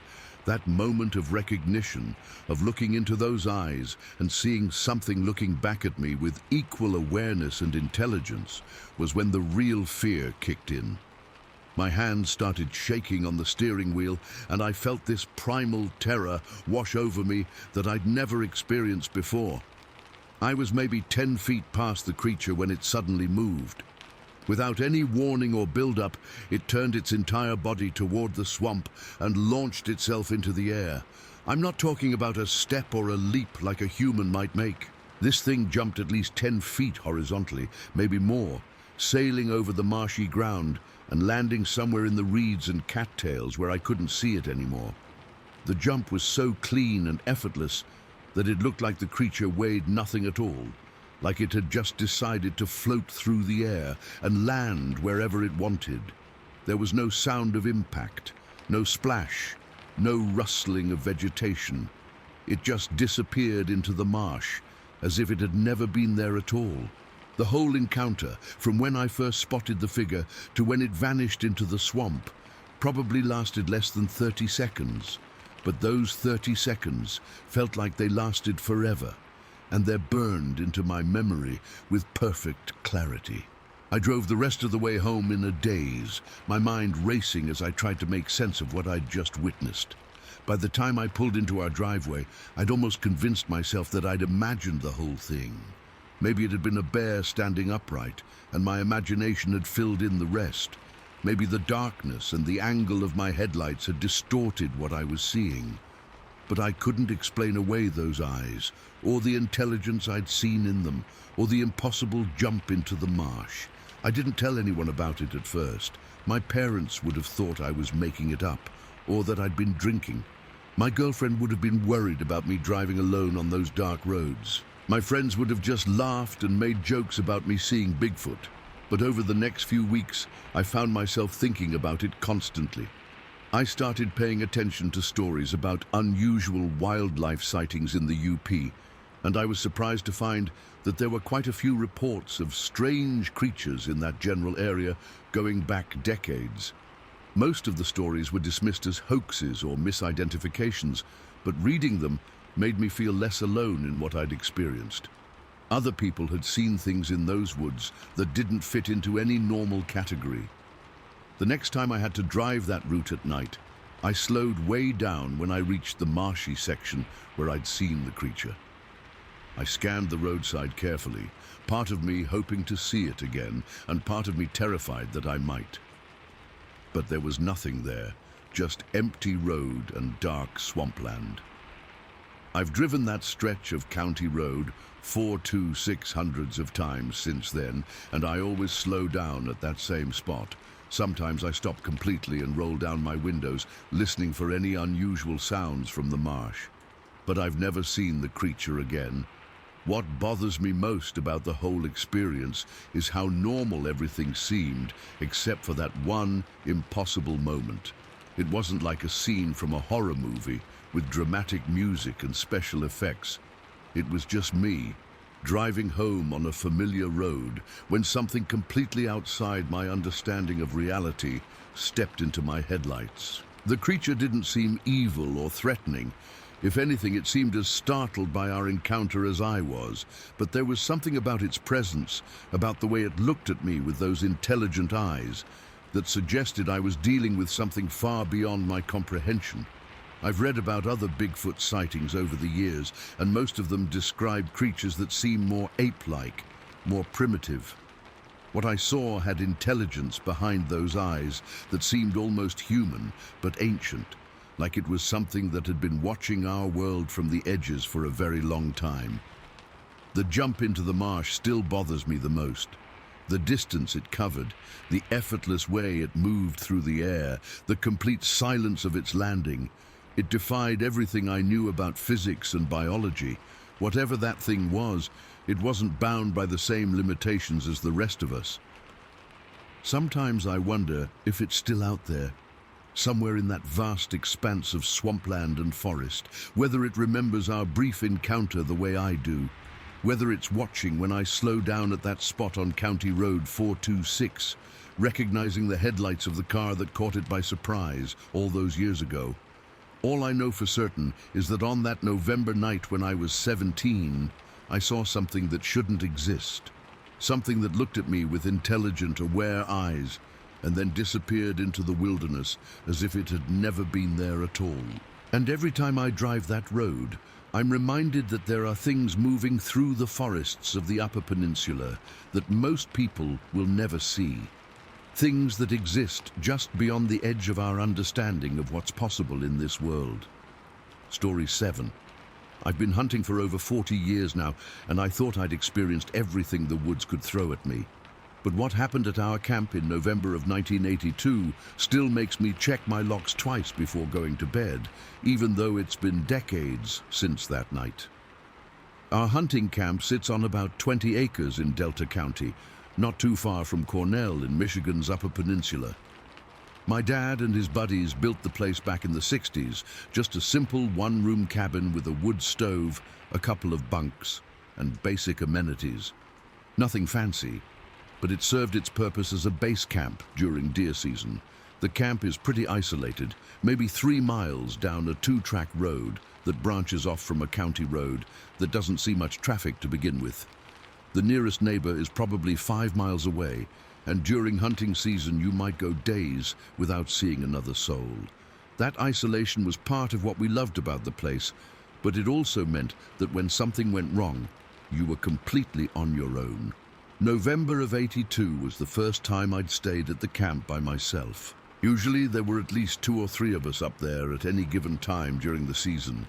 But this particular week, everyone else had other commitments.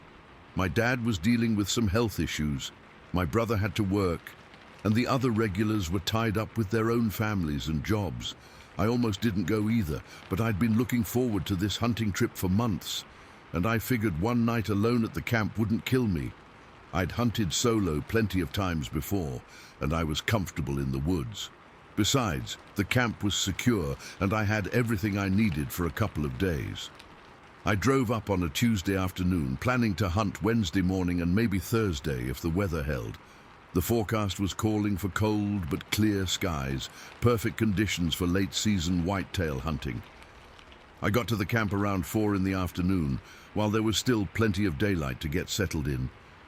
The gate at the entrance to our property is about 3/4 of a mile from the actual camp building, and I always made sure to lock it behind me when I arrived. It's just basic security, especially when you're going to be alone. The last thing you want is someone wandering onto your property unannounced when you're carrying firearms and expecting to be the only person around. I spent the evening getting my gear ready for the morning hunt, cleaning my rifle and going over maps of the property. We had several tree stands set up in different locations, and I was trying to decide which one would give me the best chance based on recent deer sign I'd observed. After dinner, I settled in at the small table in the center of the cabin to play a few hands of solitaire. This was a regular routine for me when I was at the camp. No TV, no radio reception worth mentioning, so cards were about the only entertainment available after dark. I had a Coleman lantern hanging from a hook above the table, casting that familiar bright white light that all hunters know. The cabin was built pretty solidly, but it wasn't insulated like a regular house. You could hear sounds from outside pretty clearly, especially at night when everything else was quiet. During hunting season, you'd often hear deer moving around after dark, occasionally a coyote or two, and the normal sounds of the forest settling in for the night. I'd been playing cards for maybe half an hour when something hit the window behind me. It wasn't a gentle tap or the kind of sound a bird might make flying into glass. This was a solid, deliberate impact that made the whole window frame rattle. Hard enough that I immediately thought someone had thrown something at the cabin. I spun around in my chair and stared at the window, but all I could see was my own reflection in the glass with the darkness beyond.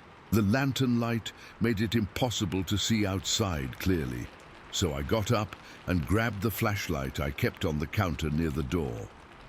I stepped outside and played the beam across the area around that window. Nothing.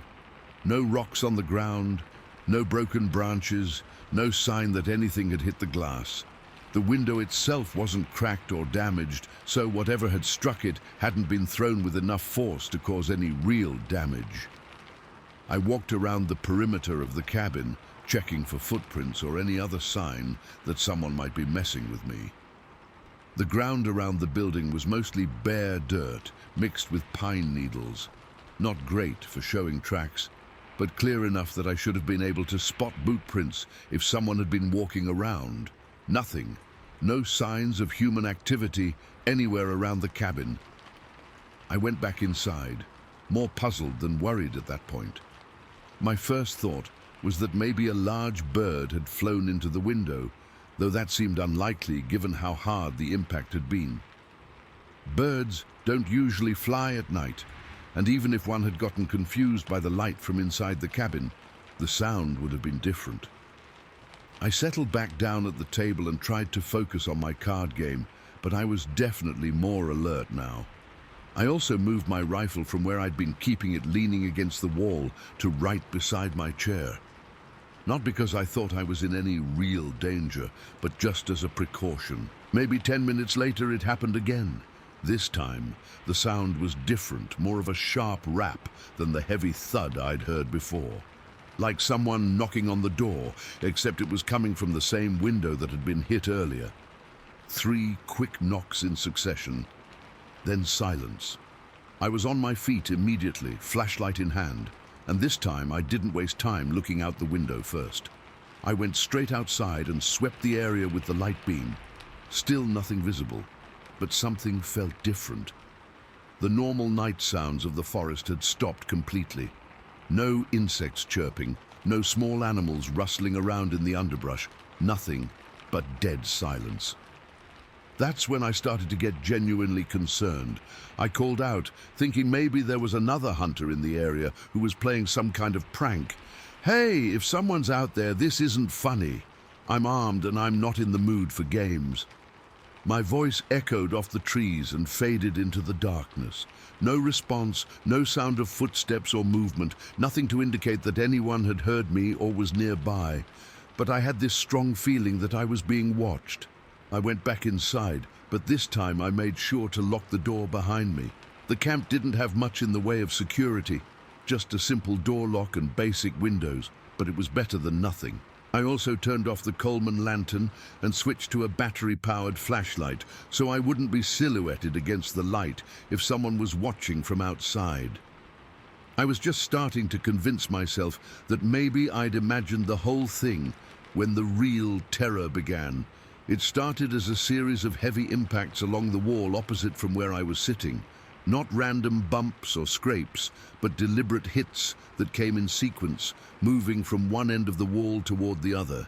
Each impact was strong enough to make the entire cabin shake slightly and cause dust to drift down from the ceiling joists. Whatever was making those sounds was big and powerful. The walls of the cabin were built from 8-inch logs, chinked with mortar, and it would take considerable force to make them vibrate the way they were doing. The impacts continued for maybe 30 seconds, working their way along the wall from left to right, then stopping completely. I sat frozen in my chair, rifle across my lap, listening for any sound that might give me a clue about what was happening. Then the sounds moved to another wall. This time they started at the back corner of the cabin and worked their way toward the front. Each impact spaced about 3 feet apart, like something was systematically striking the building at regular intervals. The pattern was too organized, too deliberate to be caused by any natural phenomenon like wind or settling timber. Something was circling the cabin, and it was big enough and strong enough to shake the entire structure with each blow. I've been in some scary situations in my life, but nothing had ever filled me with the kind of primal terror I felt sitting alone in that cabin, listening to something unknown moving around the building and striking it with enough force to make the whole place tremble. The worst part was not knowing what I was dealing with. If it had been a person, I would have heard footsteps or voices. If it had been a known animal like a bear or a moose, the sounds would have been different, more in line with normal animal behavior. This was something else entirely. After the impact stopped, I waited maybe 5 minutes before working up the courage to go outside again. I knew I couldn't just sit in there all night wondering what was happening, and I figured I'd rather confront whatever it was while I still had the element of surprise. I eased the door open and stepped out with my flashlight and rifle, moving as quietly as I could. The silence outside was complete and unnatural. In 40 years of spending time in the woods, I'd never experienced the kind of absolute quiet that surrounded the cabin that night. I walked slowly around the perimeter, checking for any signs of damage where I'd heard the impacts. What I found didn't make sense. There were marks on the logs where something had struck them, but they weren't the kind of marks you'd expect from rocks or sticks being thrown against the wood. They looked more like impressions, as if something large and soft had been pressed against the logs with tremendous force. I called out again, louder this time, demanding that whoever was messing with me show themselves. My voice seemed to be absorbed by the darkness without any echo or response. It was like shouting into a void. I completed my circuit around the cabin without seeing or hearing anything that would explain what had been happening. No footprints, no broken vegetation, no sign that anything large had been moving around the building. But those marks on the logs were definitely real, and they definitely hadn't been there earlier in the evening. I went back inside and spent the rest of the night sitting in that chair with my rifle ready, listening for any sound that might indicate whatever had been outside was coming back. Every few hours I'd hear something, a distant crack of a branch, a sound like something large moving through the woods far away, occasionally what might have been footsteps circling the cabin at a distance, but nothing came close to the building again, and nothing made direct contact with the walls or windows. Dawn couldn't come fast enough. When morning finally arrived, I packed up my gear and got out of there. I didn't even attempt to hunt that day. All I wanted was to get back to civilization and put some distance between myself and whatever had been stalking around the cabin during the night. I told myself I'd just had a bad experience, maybe encountered a bear or some other large animal that was more curious than threatening, but deep down, I knew that explanation didn't fit what I'd experienced. The organized nature of the impacts, the way they'd moved systematically around the building, the complete silence that had surrounded everything, none of that was consistent with normal animal behavior. Later that season, I did make a couple more trips to the camp, but never alone. And on 2 different occasions, I heard something that convinced me I'd been right to be scared that November night. The first time, I was settling in for the evening when I heard this sound from somewhere in the woods around the camp. It was like a roar or bellow, but deeper and more resonant than anything I'd ever heard before. The closest comparison I can make is to say it sounded like an elephant trumpeting, but that's obviously impossible in the forests of Michigan. The sound came from maybe 100 yards away, lasted for several seconds, then stopped completely. About an hour later, I heard it again, but this time it was much more distant, like whatever had made it was moving away from the camp. The second time I heard it was a few weeks later, and it was close enough to the cabin that I could feel the vibration in my chest when it happened. That time I wasn't alone. There were 3 of us in the camp, and we all heard it clearly. None of us could come up with an explanation for what kind of animal could make a sound like that in the forests of the Upper Peninsula. I never spent another night alone at that camp. Not because I thought whatever had been there that November night was necessarily dangerous, but because I knew it was something I didn't understand and couldn't predict. When you're dealing with an unknown quantity in an isolated location, having backup is just common sense. I've heard plenty of theories over the years about what I might have encountered. Some people think it was a bear displaying territorial behavior. Others suggest it might have been a moose or even another hunter playing an elaborate prank. But none of those explanations account for all the details of what happened. All I know for certain is that something large and intelligent spent several hours that night circling our hunting camp. Something that was powerful enough to shake a solidly built log cabin and smart enough to avoid being seen, despite my best efforts to spot it. I still hunt in that area, and I still use the camp during deer season. But I never go alone anymore, and I always make sure someone knows exactly where I am and when I'm planning to come back. Because whatever was out there that November night in 1982 is probably still out there, moving through the forests of the Upper Peninsula, staying just beyond the reach of our understanding. Story 8. I've never been able to fully explain what happened to me and my 4 friends during the summer of 1986, and honestly, I'm not sure I want to. We were just a bunch of teenagers looking for adventure, but what we found near Escanaba, Michigan that night was something that still makes me check my doors twice before going to bed. It was July, right in the middle of summer vacation, and we were all 17 or 18 years old. You know how it is at that age. You think you're invincible. You're always looking for something exciting to do, and your parents are just happy when you're not getting into real trouble.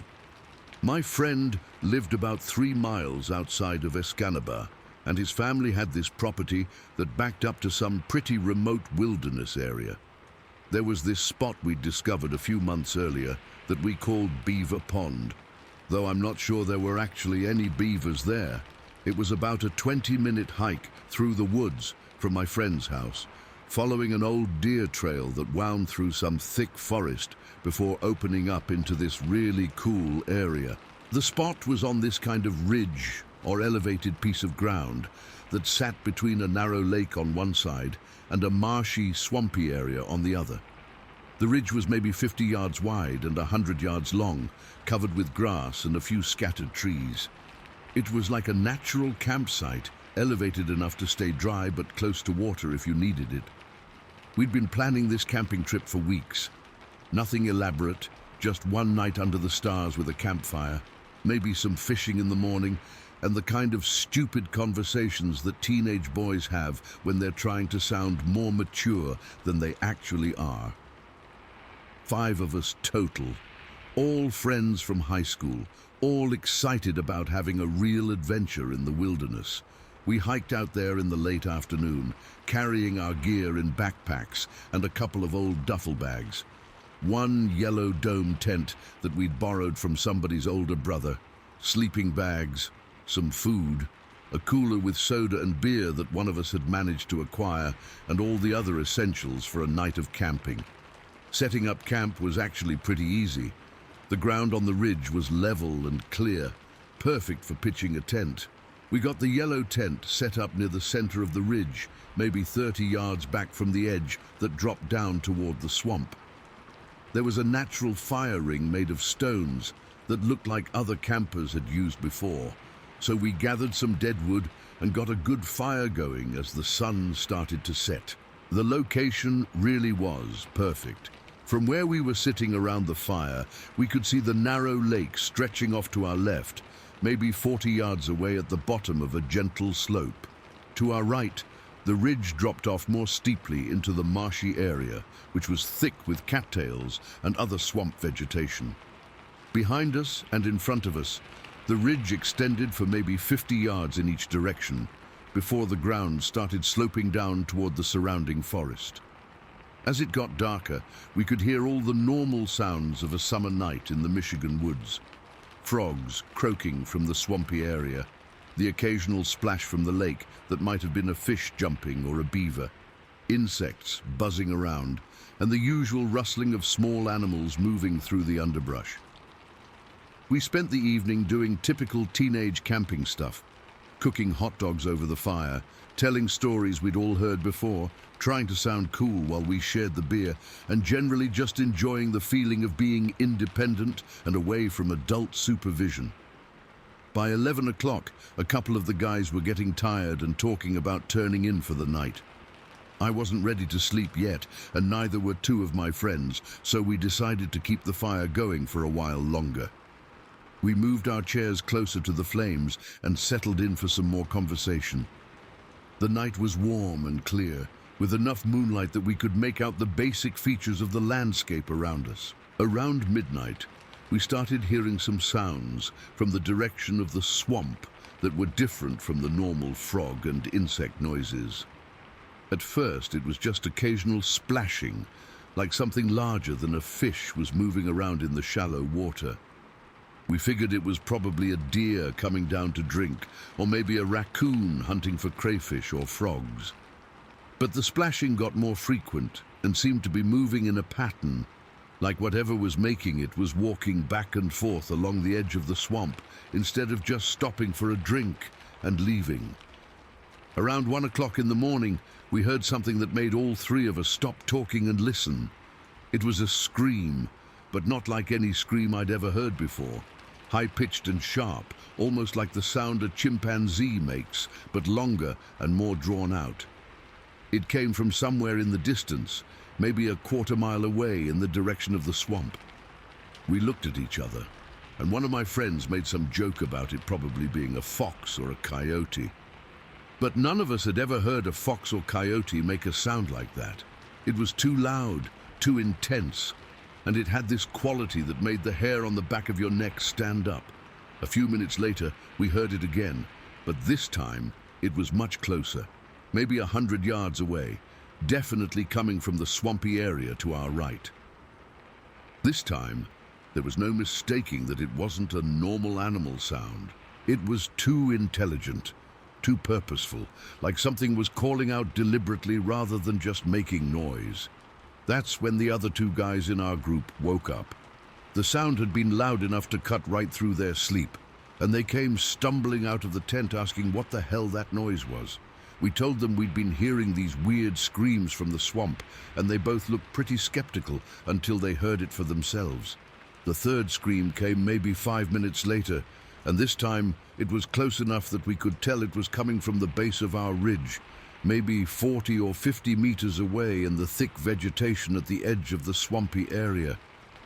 What happened next is the part that still gives me chills when I think about it. We started hearing movement in the woods around us. Not the normal rustling of small animals, but the sound of something large pushing through the underbrush, snapping branches and making no attempt to move quietly.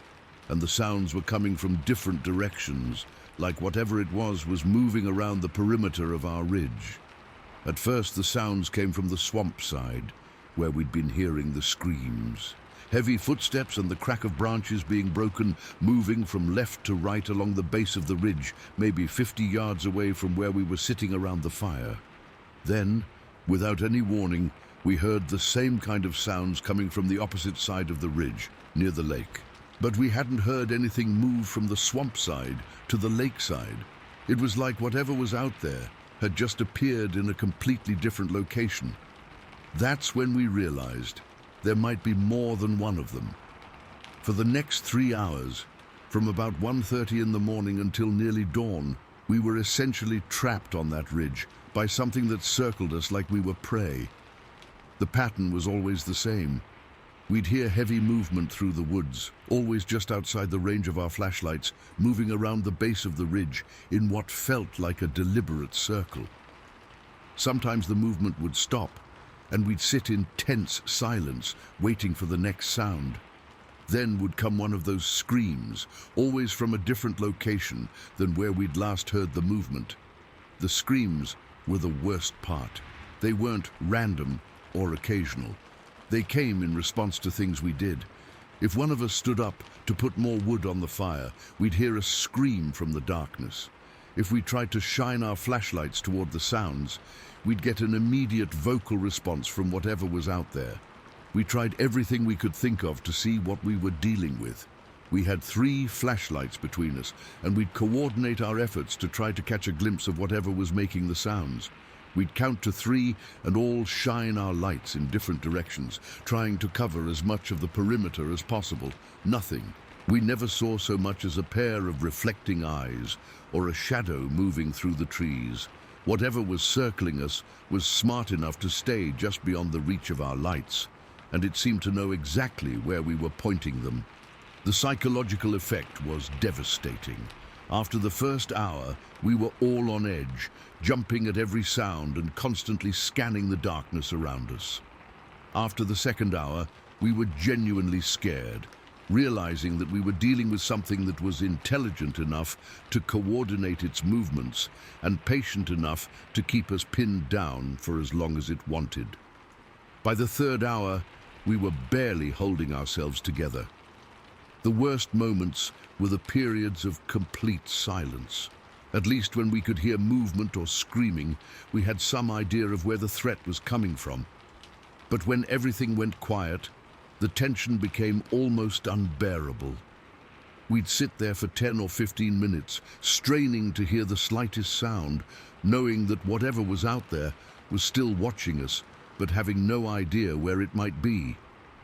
We tried going into the tent a few times, thinking that being inside might make us feel more secure, but somehow the silence was even worse when we were zipped up inside that thin nylon wall. At least around the fire, we could see our immediate surroundings and react to any threat. Inside the tent, we felt completely vulnerable and blind. So we'd end up coming back outside, adding more wood to the fire, and resuming our vigil around the flames. The thing that scared me most was gradually realizing that whatever was out there had no intention of actually approaching us. It wasn't trying to get closer to our camp or attempting to drive us away. It was just circling, watching, calling out occasionally like it was studying us or testing our reactions. That level of intelligence, that kind of deliberate psychological pressure, was far more terrifying than any direct physical threat would have been. We were dealing with something that understood fear and was using that understanding against us. Around 4:30 in the morning, as the sky started showing the first hints of dawn, the sounds finally stopped. No more movement through the underbrush, no more screaming, nothing but the normal sounds of the forest beginning to wake up for the day. We sat around that dying fire for another hour, afraid to believe that our ordeal was really over. As the sun came up and we could see the landscape clearly for the first time since the evening before, the whole experience started to feel almost dreamlike. The ridge looked exactly the same as it had when we'd arrived. Nothing disturbed, nothing out of place, no sign that anything unusual had happened. But we were all exhausted and shaken, and none of us wanted to spend another minute in that place. We packed up our gear as quickly as we could and hiked back toward my friend's house, barely talking to each other about what we'd experienced. The strangest part came when we reached the sandy road that led to my friend's property.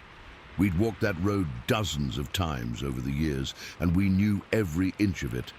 The sand was soft enough that it showed tracks clearly, and we'd often seen deer prints, dog prints, and tire tracks from the few vehicles that used the road.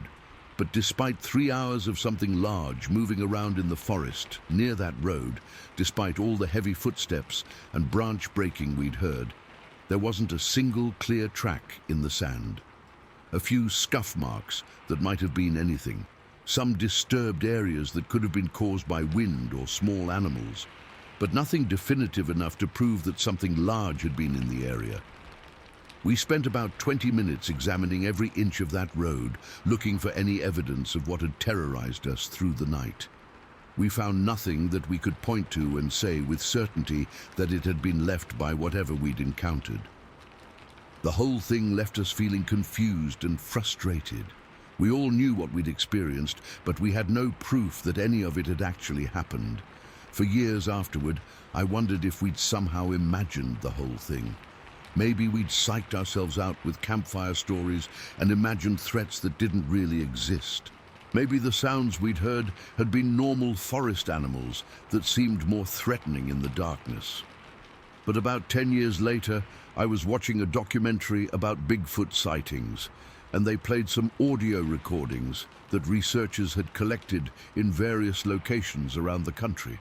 Recordings of vocalizations that witnesses claimed had been made by unknown creatures in the wilderness.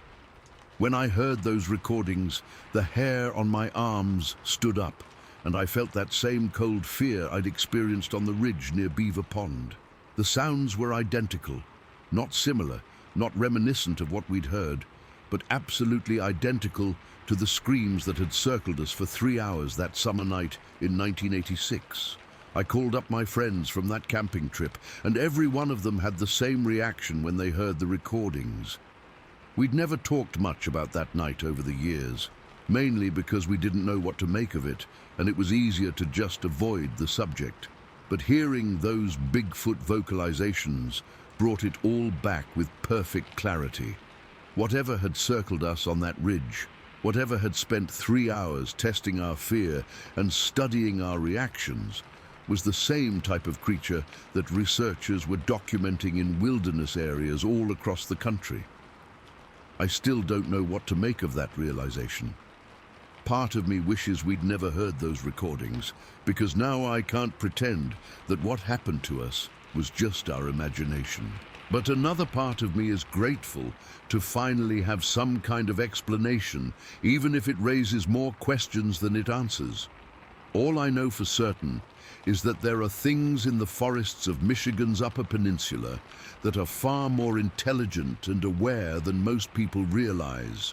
Things that can move through dense woods without leaving tracks. Things that understand human psychology well enough to use fear as a weapon. Things that are patient enough to spend hours observing and testing the people who wander into their territory. And sometimes, on clear summer nights when I'm lying in bed with the windows open, I still listen for that sound. Story 9. I grew up around loggers in Michigan's Upper Peninsula, so I know animals. I know how deer move, how bears walk, how wolves hunt. I've spent my whole life in these woods, and I thought I'd seen everything that could possibly live in this part of the country. But what I witnessed on US Highway 241 in October of 1997 made me question everything I thought I knew about the wildlife around Gladstone. It was a Saturday afternoon, maybe around 2:30 or 3 o'clock, and I was driving my kids from Gladstone to Rapid River for my youngest's soccer game. Nothing unusual about the trip. We'd made that drive dozens of times before. My two boys were in the back seat, probably arguing about something stupid the way kids do, and I was just focused on getting us there on time. US Highway 241 is a pretty busy road, especially on weekends when people are traveling between towns or heading to recreational areas. It's a 4-lane divided highway through that section, with a grass median strip running down the middle. During hunting season, you'd sometimes see guys parked along the shoulders or walking near the tree lines. But this was still early October, before most of the hunting seasons had opened.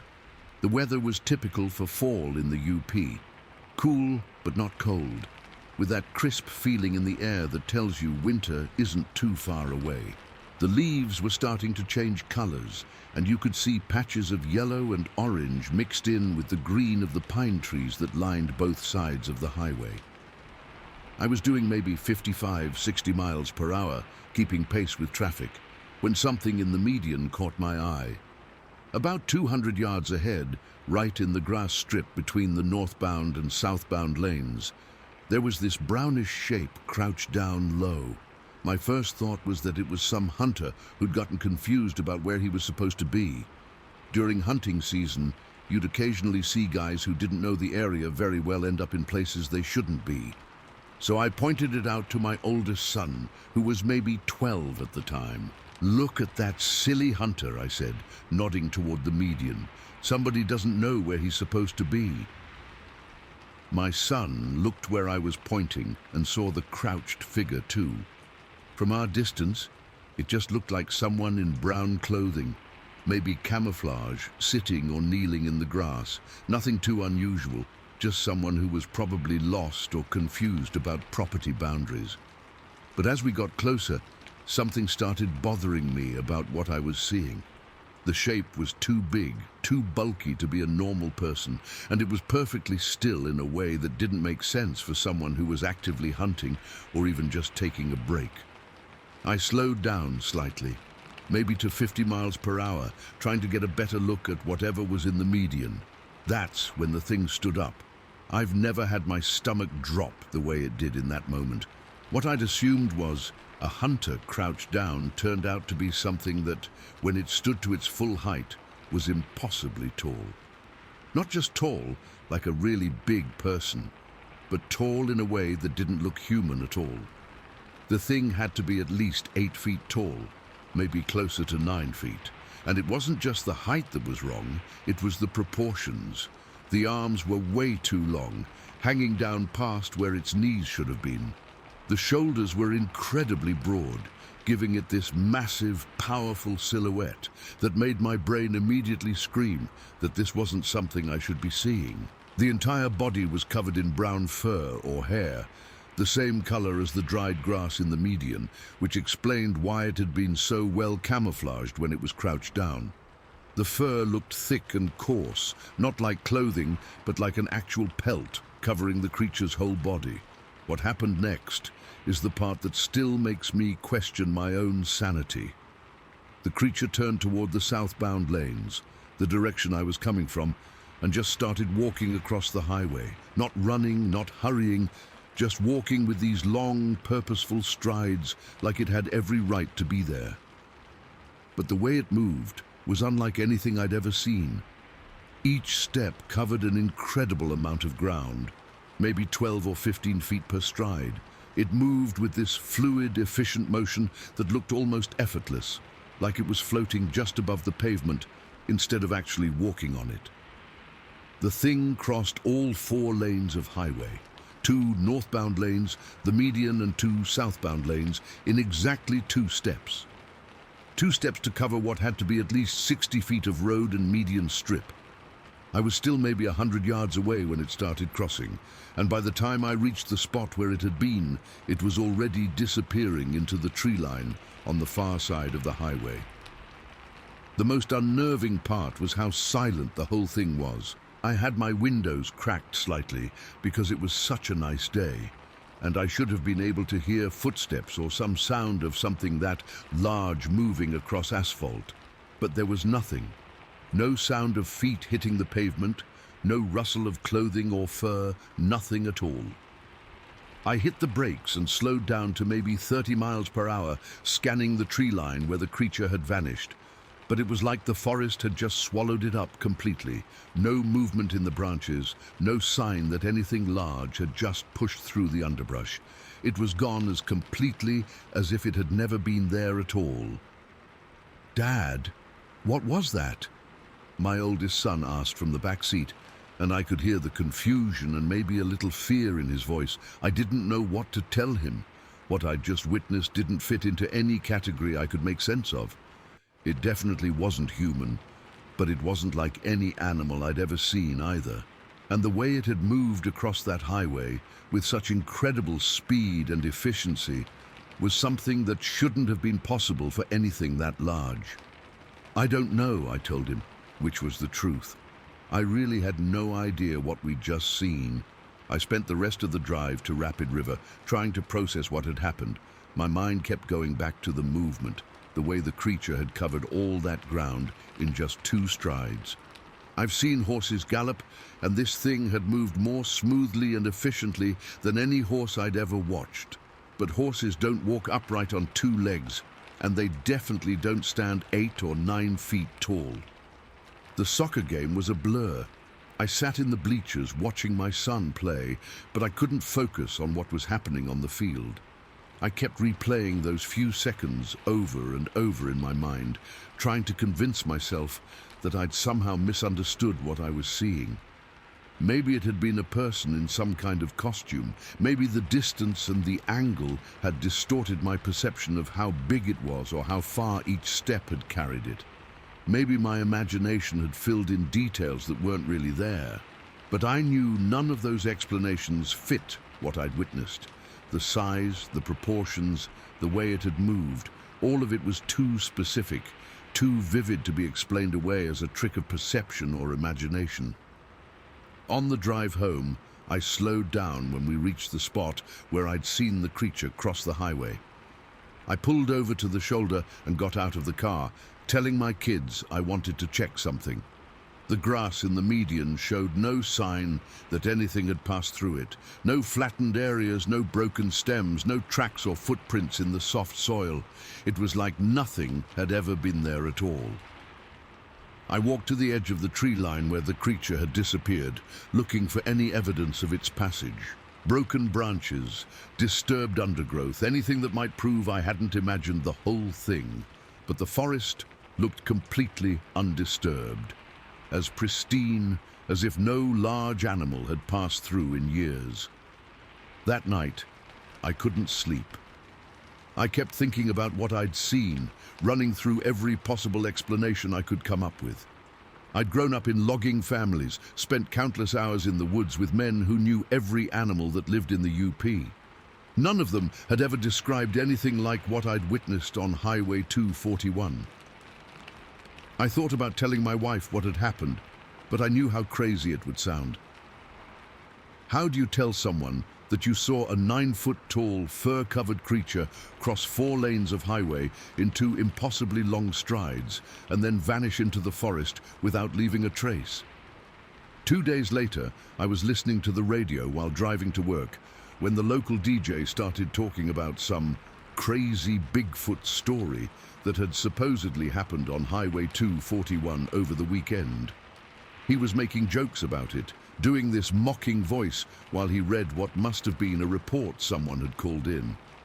According to the DJ, someone claimed to have seen a large, hairy, bipedal creature cross the highway near the same area where I'd had my encounter. He spent several minutes making fun of the report, joking about people who believe in Bigfoot and suggesting that maybe the witness had been drinking. I turned off the radio and never mentioned my own sighting to anyone. The thing that bothered me most about hearing that radio report was knowing that someone else had seen what I'd seen, and they'd been brave enough to report it, even though they knew they'd be ridiculed. I'd kept quiet because I was afraid of being laughed at, afraid of people thinking I was crazy or looking for attention. But I knew what I'd witnessed was real. Every detail was still crystal clear in my memory. The way the creature had looked when it stood up from its crouched position, the incredible length of its arms, the efficient way it had moved across the highway, the complete silence of its passage. Over the years, I've researched other Bigfoot sightings in the Upper Peninsula, and I found quite a few reports that describe creatures similar to what I saw. Most of them mention the incredible size, the long arms, the efficient way the creatures move through difficult terrain. But none of the other reports captured what disturbed me most about my encounter, the sheer naturalness of how the creature had moved. It hadn't seemed surprised or frightened by the highway or the traffic.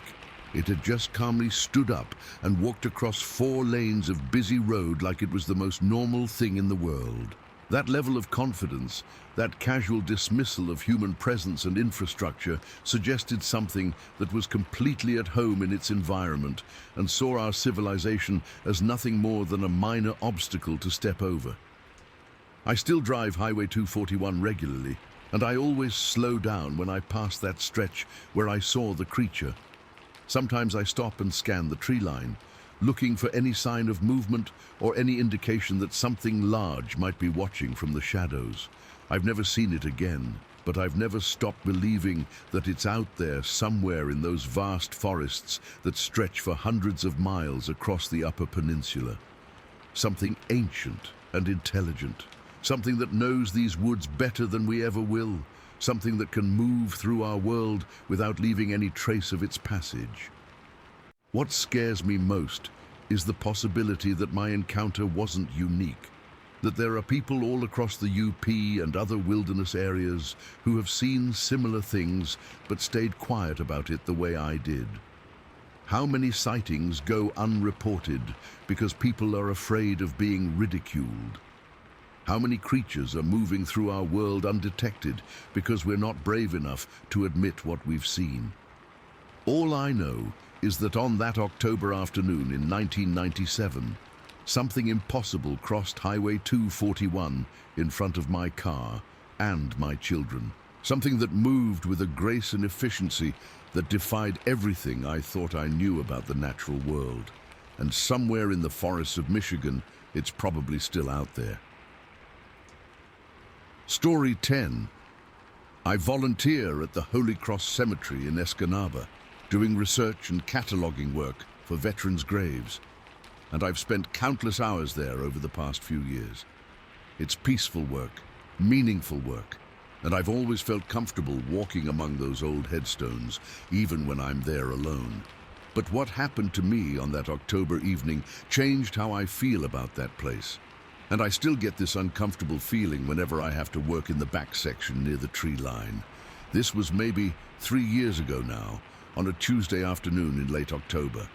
I'd been working on a project to document and photograph all the veterans' graves in the cemetery, creating a database that families and researchers could use to locate specific burial sites. It's volunteer work, but it's important to me. My grandfather served in World War II, and I know how much it means to families to be able to find these graves and pay their respects.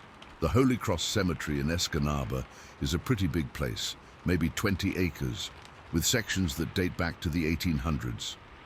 The newer graves are closer to the main road, but the older sections stretch back toward a heavily wooded area that borders the cemetery on 3 sides. That back section is where you find a lot of the older veterans' graves, guys who served in World War I, World War II, Korea, some even going back to the Civil War. I'd been working my way systematically through the cemetery, section by section, and on this particular day, I was in the very back area, maybe 50 yards from where the headstones end and the forest begins. It's quieter back there, more isolated than the sections near the road. During the day, you might see the occasional person visiting a grave or the groundskeeper making his rounds, but mostly you're alone with your work. The weather was typical for October in the Upper Peninsula, cool but not cold, maybe in the mid-50s, with overcast skies that made everything look grey and subdued. The leaves on the trees were mostly gone by then, just a few stubborn ones hanging on, and you could see much deeper into the woods than you could during the summer months when everything was thick with vegetation. I was working with a clipboard, a digital camera, and a small folding chair that I'd moved from headstone to headstone. The process was pretty straightforward.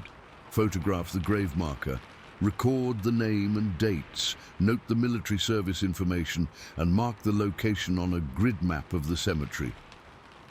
Some of the older stones were worn and hard to read, so I'd have to spend extra time making sure I got the information right. I'd been at it for maybe 2 hours, making good progress through a section of graves from the 1940s and 50s, when something at the edge of the woods caught my attention. Just a glimpse of movement in my peripheral vision, the kind of thing that makes you look up from whatever you're doing to see what's there. My first thought was that it was probably a deer. The cemetery backs up to a pretty large stretch of forest, and deer are common in that area. During the evening hours, you'd often see them coming out to graze in the open areas around the headstones, especially in the quieter sections like where I was working. But when I looked toward where I'd seen the movement, what I saw didn't match my expectation of a deer. There was definitely something there, maybe 60 or 70 yards away at the very edge of the tree line. The distance and the lighting made it hard to make out details, but I could see a dark shape standing among the trunks of the trees. What bothered me immediately was that it was upright, vertical, like it was standing on 2 legs rather than 4. I watched it for maybe 30 seconds, waiting for it to move in the way that deer move when they're grazing or browsing, but it didn't. It just stood there, perfectly still, like a statue positioned at the border between the cemetery and the forest. The stillness was what convinced me this wasn't a deer. Deer are constantly moving, even when they're not walking around. Their heads are always up and down as they graze, their tails flick, their ears move as they listen for danger. Even when they're alert and motionless, there's a tension to their posture that's unmistakable. This thing had none of that. It was just standing there, silent and motionless, in a way that seemed unnatural for any wild animal. I went back to my work, figuring that whatever it was would either move on or reveal itself to be something more mundane than what I was imagining. Maybe it was just the way shadows and light were playing tricks with my eyes, making a tree stump or a cluster of branches look like something it wasn't. But as I tried to focus on reading the next headstone, I couldn't shake the feeling that I was being watched. It's hard to describe that sensation if you've never experienced it, but there's something primal about knowing when you're the subject of someone's or something's attention. The hair on the back of your neck stands up, your skin feels cold, and you get this hyper-aware feeling like every nerve in your body is on alert. I kept glancing up from my clipboard toward the tree line, and every time I looked, the dark shape was still there, still motionless, still positioned in the same spot, still giving me that uncomfortable feeling of being observed. After maybe 15 minutes of trying to ignore it, I decided to get a better look. I stood up from my folding chair and stared directly at the area where I'd been seeing the shape, trying to make out more details. The figure was definitely there, and it was definitely upright. But the distance and the shadows made it impossible to determine exactly what I was looking at. It could have been a person standing among the trees, but if so, they were standing remarkably still and had been there for quite a while without moving or making any sound. It could have been a large animal, maybe a bear that had reared up on its hind legs, but bears don't typically hold that position for extended periods, and this thing had been motionless for at least 20 minutes by that point. Or it could have been something else entirely, something I didn't want to think about too seriously. I called out, thinking that if it was a person, they might respond or at least react to being addressed. Hello? Is someone there? My voice carried clearly across the open space of the cemetery, but there was no response, no movement, no acknowledgement, no indication that whatever was at the tree line had heard me or cared about my presence. The silence that followed my call was unnatural, not just the lack of response from whatever I was looking at, but the complete absence of any sound from the forest. No birds, no rustling of small animals in the underbrush, no wind moving through the branches. It was like the entire area had gone completely silent. That silence was when the real fear started to set in. I sat back down in my chair and tried to return to my work, but I found it almost impossible to concentrate on reading the headstones. Every few minutes, I'd glance up toward the tree line, and the dark figure was always still there, unchanged, unmoving, watching. The worst part was the patience of whatever it was. If it had been a person, surely they would have gotten bored or uncomfortable standing in one spot for so long. If it had been an animal, natural behavior would have caused it to move on in search of food or water or shelter. But this thing seemed content to just stand there indefinitely, as if watching me was its only purpose, and it had all the time in the world to do it.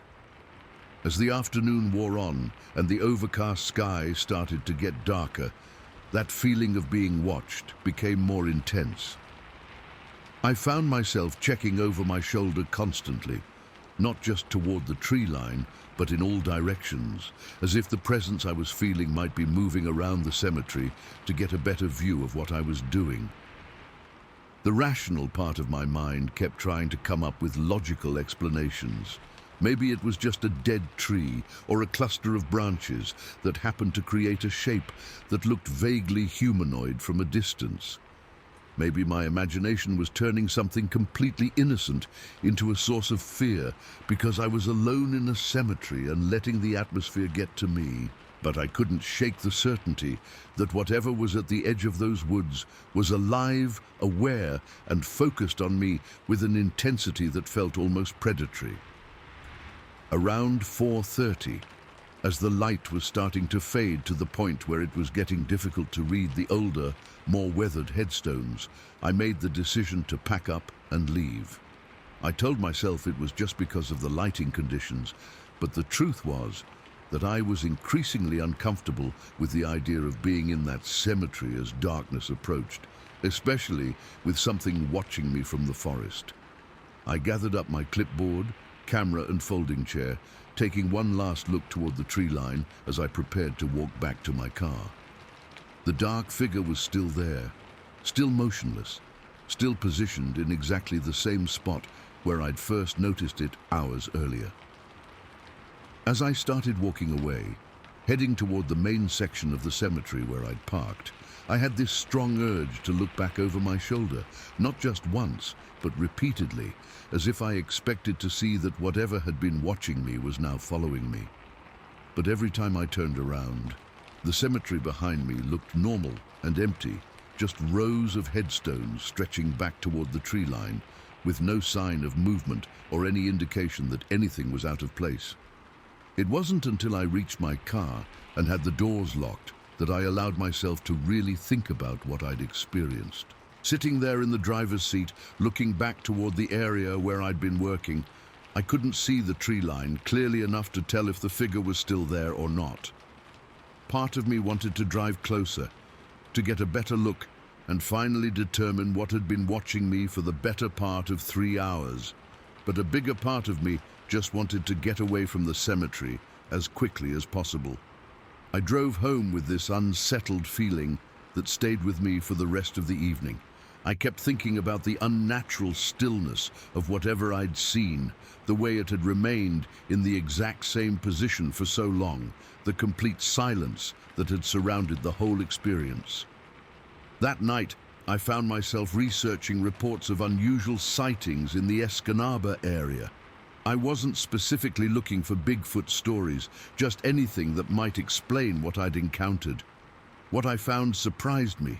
There were scattered reports going back decades of people seeing large, upright figures in the wooded areas around Escanaba, usually described as being much taller than a normal person, and showing behavior that didn't match any known animal.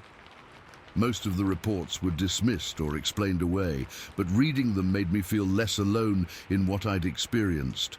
Other people had seen things in those woods that they couldn't explain or categorize. I went back to the cemetery about a week later to continue my cataloging work, but I made sure to bring a friend with me.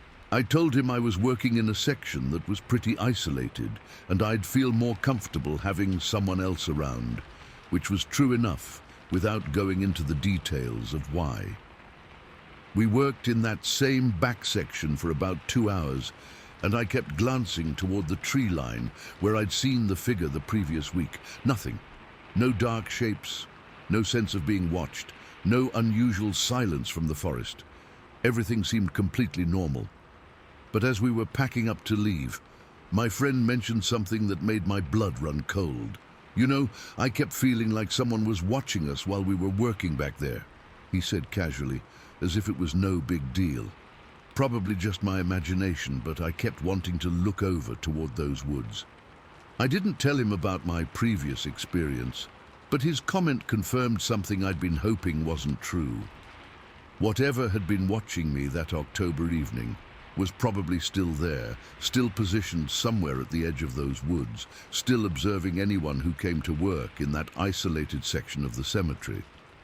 I've continued my volunteer work at Holy Cross Cemetery, but I've never gone back to that particular section alone, and I've never seen that dark figure again, though I sometimes get the feeling that it's out there, somewhere just beyond the range of clear vision, patient and silent and waiting. I don't know what I encountered that day. I can't prove it was anything more than shadows and imagination and the natural uneasiness that comes from spending time alone in a cemetery. But I know what I felt, and I know that for 3 hours, something watched me from the edge of those woods with an intensity and focus that felt anything but natural. All I can say with certainty is that on that overcast October afternoon, as I worked among the graves of veterans who had served their country, something stood at the boundary between the world of the living and the deep forest, and it paid very close attention to everything I did. Story 11. I've been thinking about whether to share this story for a long time, mainly because I know how crazy it sounds, and because my friend who was with me that day still gets uncomfortable when we talk about it. But what happened on 17th Road in Delta County back in October still bothers me, and I figure maybe telling someone about it will help me make sense of what we saw that evening. This was maybe 5 years ago now, on a weekday afternoon in mid-October. I was giving my buddy a ride back to his place after we'd spent the day helping another friend move some furniture. Nothing dramatic, just one of those favors you do for people you've known since high school. My friend lives out in a pretty rural area of Delta County, and the easiest way to get to his house from where we'd been working was to take 17th Road and then turn onto C Road. For people who aren't familiar with that part of Michigan's Upper Peninsula, those county roads wind through some pretty remote areas. 17th Road is mostly surrounded by forest and farmland, with houses scattered here and there, but long stretches where you don't see any signs of civilization. It's the kind of road where you might not see another car for 20 minutes during certain times of the day. My friend and I had known each other for about 15 years at that point, and he's always been one of the most level-headed, skeptical people I know. He's an engineer by trade, the type of guy who wants evidence before he believes anything, who always looks for logical explanations for unusual events. If you told him you'd seen a UFO, he'd spend the next hour explaining all the conventional aircraft or atmospheric phenomena that could account for what you'd witnessed. We were maybe 10 minutes into the drive, just talking about normal stuff. Work, family, the usual conversations you have with an old friend, when we hit this stretch of 17th Road that runs through a particularly dense section of forest. The trees come right up to the edge of the pavement on both sides, creating almost like a tunnel effect where the canopy blocks out a lot of the sky.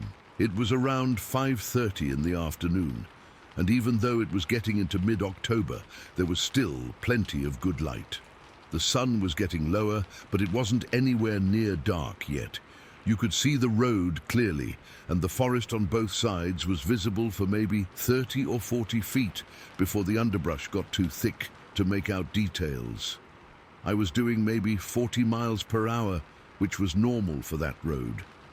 Fast enough to make good time, but slow enough to react if a deer jumped out or if there was some other obstacle. During hunting season, that area sees a lot of deer movement, and the last thing you want is to hit one with your car. We were maybe half a mile from where 17th Road intersects with C Road when it happened. 2 deer, maybe 3, exploded out of the forest on the right side of the road. I'm talking about a sudden, explosive burst of movement, like something had spooked them badly and they were running in absolute panic. These weren't deer casually crossing the road or moving at a normal pace. These were animals in full flight, running like their lives depended on it. They shot across the pavement directly in front of my car, maybe 20 feet ahead of us. I hit the brakes immediately and slowed way down, because when you see deer moving like that, there's usually more behind them. The last thing you want is to relax too soon and then hit a straggler that's following the group. I was completely focused on the deer and making sure I didn't hit any of them. My eyes were locked on the road ahead, watching for any more movement, my foot hovering over the brake pedal in case I needed to stop quickly. The deer disappeared into the forest on the left side of the road, but I kept my speed down because I know how unpredictable they can be. That's when my friend, who had been looking out the passenger side window toward the west, suddenly shouted something that made my blood run cold. My God, what is that? The tone of his voice was unlike anything I'd ever heard from him.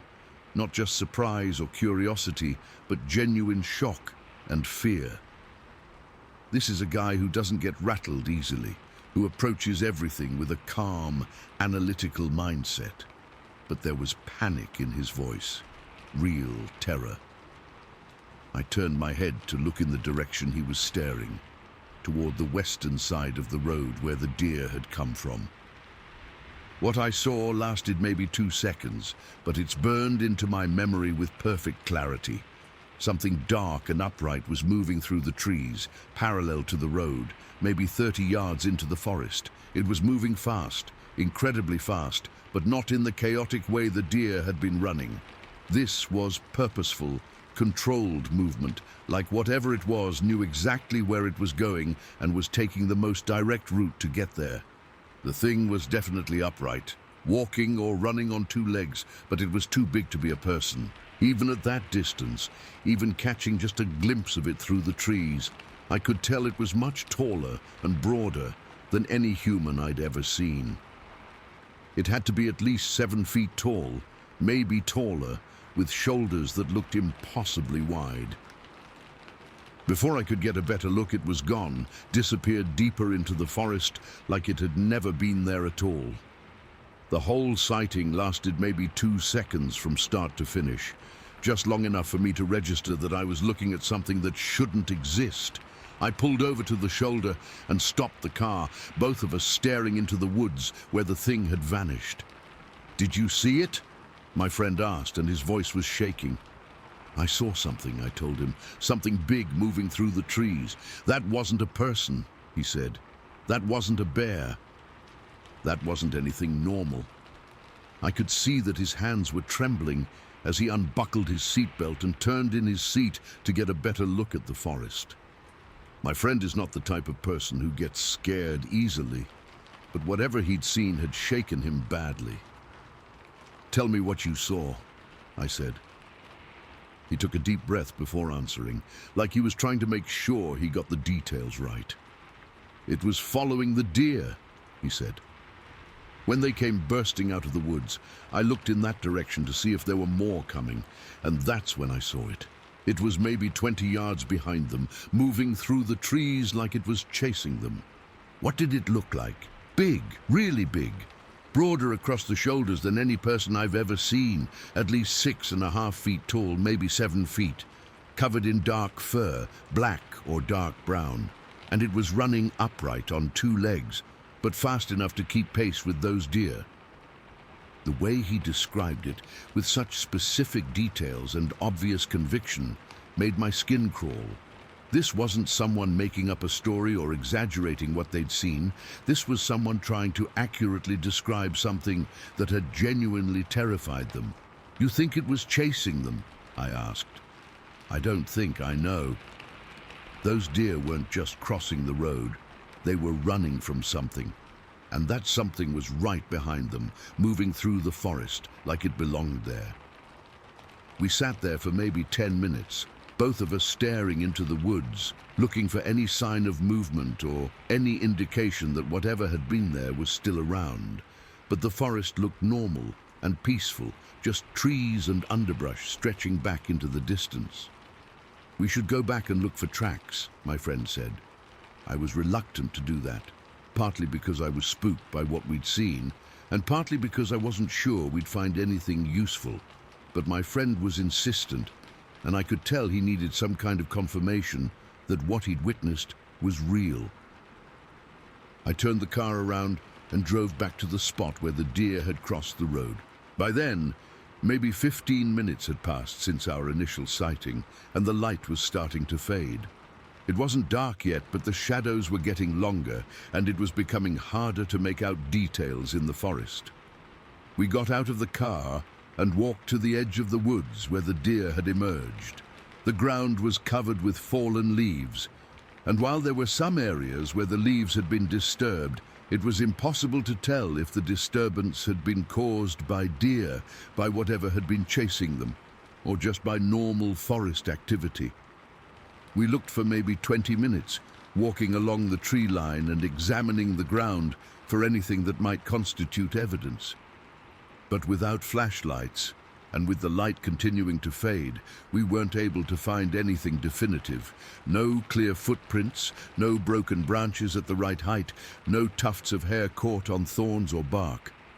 Whatever had been in those woods had passed through without leaving obvious signs of its presence. The drive to my friend's house was mostly silent. Both of us were processing what had happened, trying to make sense of an experience that didn't fit into any rational category we could think of. "I know how this sounds," my friend said as we got closer to his place. "I know what people are going to think if we tell them about this. What do you think we should do?" "I don't know. Part of me wants to report it to someone, but who would believe us? Part of me wants to go back tomorrow with better equipment and see if we can find any evidence, and part of me just wants to pretend it never happened." I understood exactly how he felt. The logical part of my mind wanted to dismiss the whole thing as a misunderstanding or a case of mistaken identity. Maybe what we'd seen had been a bear, and the distance and lighting conditions had made it look bigger and more human-like than it actually was. But I couldn't explain away the deer's behavior. I'd seen spooked deer before, and this was different. These animals had been in absolute panic, running like something was actively pursuing them. And the timing of whatever my friend had seen, moving through the forest parallel to their path, was too coincidental to ignore. Over the next few days, I found myself researching Bigfoot sightings in the Upper Peninsula. I wasn't necessarily looking for confirmation of what we'd experienced, just trying to understand if other people had reported similar encounters in that area. What I found was both reassuring and disturbing. There were quite a few reports of large, upright creatures in Delta County and the surrounding areas going back decades. Most of them described creatures that matched what my friend had seen: tall, broad-shouldered, covered in dark fur, moving with surprising speed and agility through forest terrain. Several of the reports mentioned the same detail that had stuck with me about our encounter: the association with fleeing deer. Multiple witnesses had described seeing deer in obvious distress, running in panic, with large upright figures moving through the forest in the same area. That pattern suggested that whatever these creatures were, they were active predators, or at least something that deer perceived as a serious threat. The idea that something large and intelligent might be hunting in the forests of the Upper Peninsula was both fascinating and terrifying. I called my friend about a week after our encounter to see how he was processing the experience. He told me he'd been doing his own research, reading about Sasquatch sightings and trying to find logical explanations for what we'd witnessed. "I keep coming back to the same conclusion," he said. "I know what I saw, and it wasn't a bear or a person or any conventional animal. It was something else, something that's not supposed to exist, according to everything we know about wildlife in Michigan." Coming from him, that admission carried a lot of weight. This was someone who had never believed in cryptids or unexplained phenomena, someone who always looked for rational explanations. If he was convinced that we'd encountered something outside the realm of normal experience, then I had to take that seriously. We never went back to look for more evidence. Neither of us said it explicitly, but I think we both understood that whatever we'd seen that day was something we weren't equipped to deal with or investigate safely. The experience changed how I think about the forests of the Upper Peninsula. I'd always known they were vast and largely unexplored, home to wildlife that most people never see. But now I understand that wildlife might include things that don't appear in any field guide or natural history book.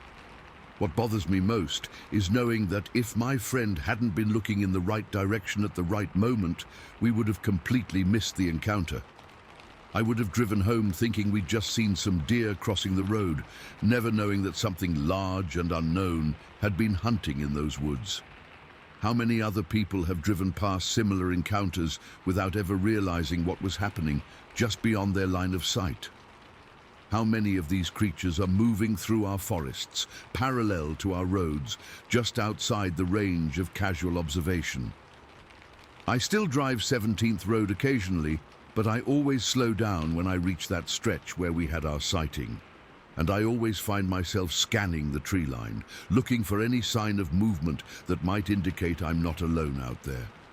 Because I know now that there are things in those woods that are bigger, faster, and more intelligent than anything that's supposed to exist in Michigan's forests. Things that can chase deer at full speed through dense undergrowth. Things that can disappear without a trace when they don't want to be seen. And sometimes, just for a few seconds, they let themselves be glimpsed by people like us who happen to be in the right place at the right time to witness something that changes everything we thought we knew about the world around us. Story 12. I've always loved night hiking, and the Days River Trail system near Gladstone, Michigan, has been one of my favorite places to walk after dark for years. There's something peaceful about being out there when the world is quiet, just you and the sounds of the forest and the river. But what happened to me and my friend on November 26, 2016, changed how I feel about that place forever. My friend and I had planned this night hike for a couple of weeks.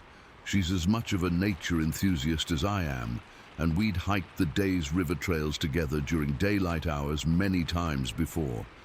The trail system isn't huge, maybe 3 or 4 miles of interconnected paths that wind through the woods and along the river, but it's beautiful and well maintained, and we'd never had any problems there.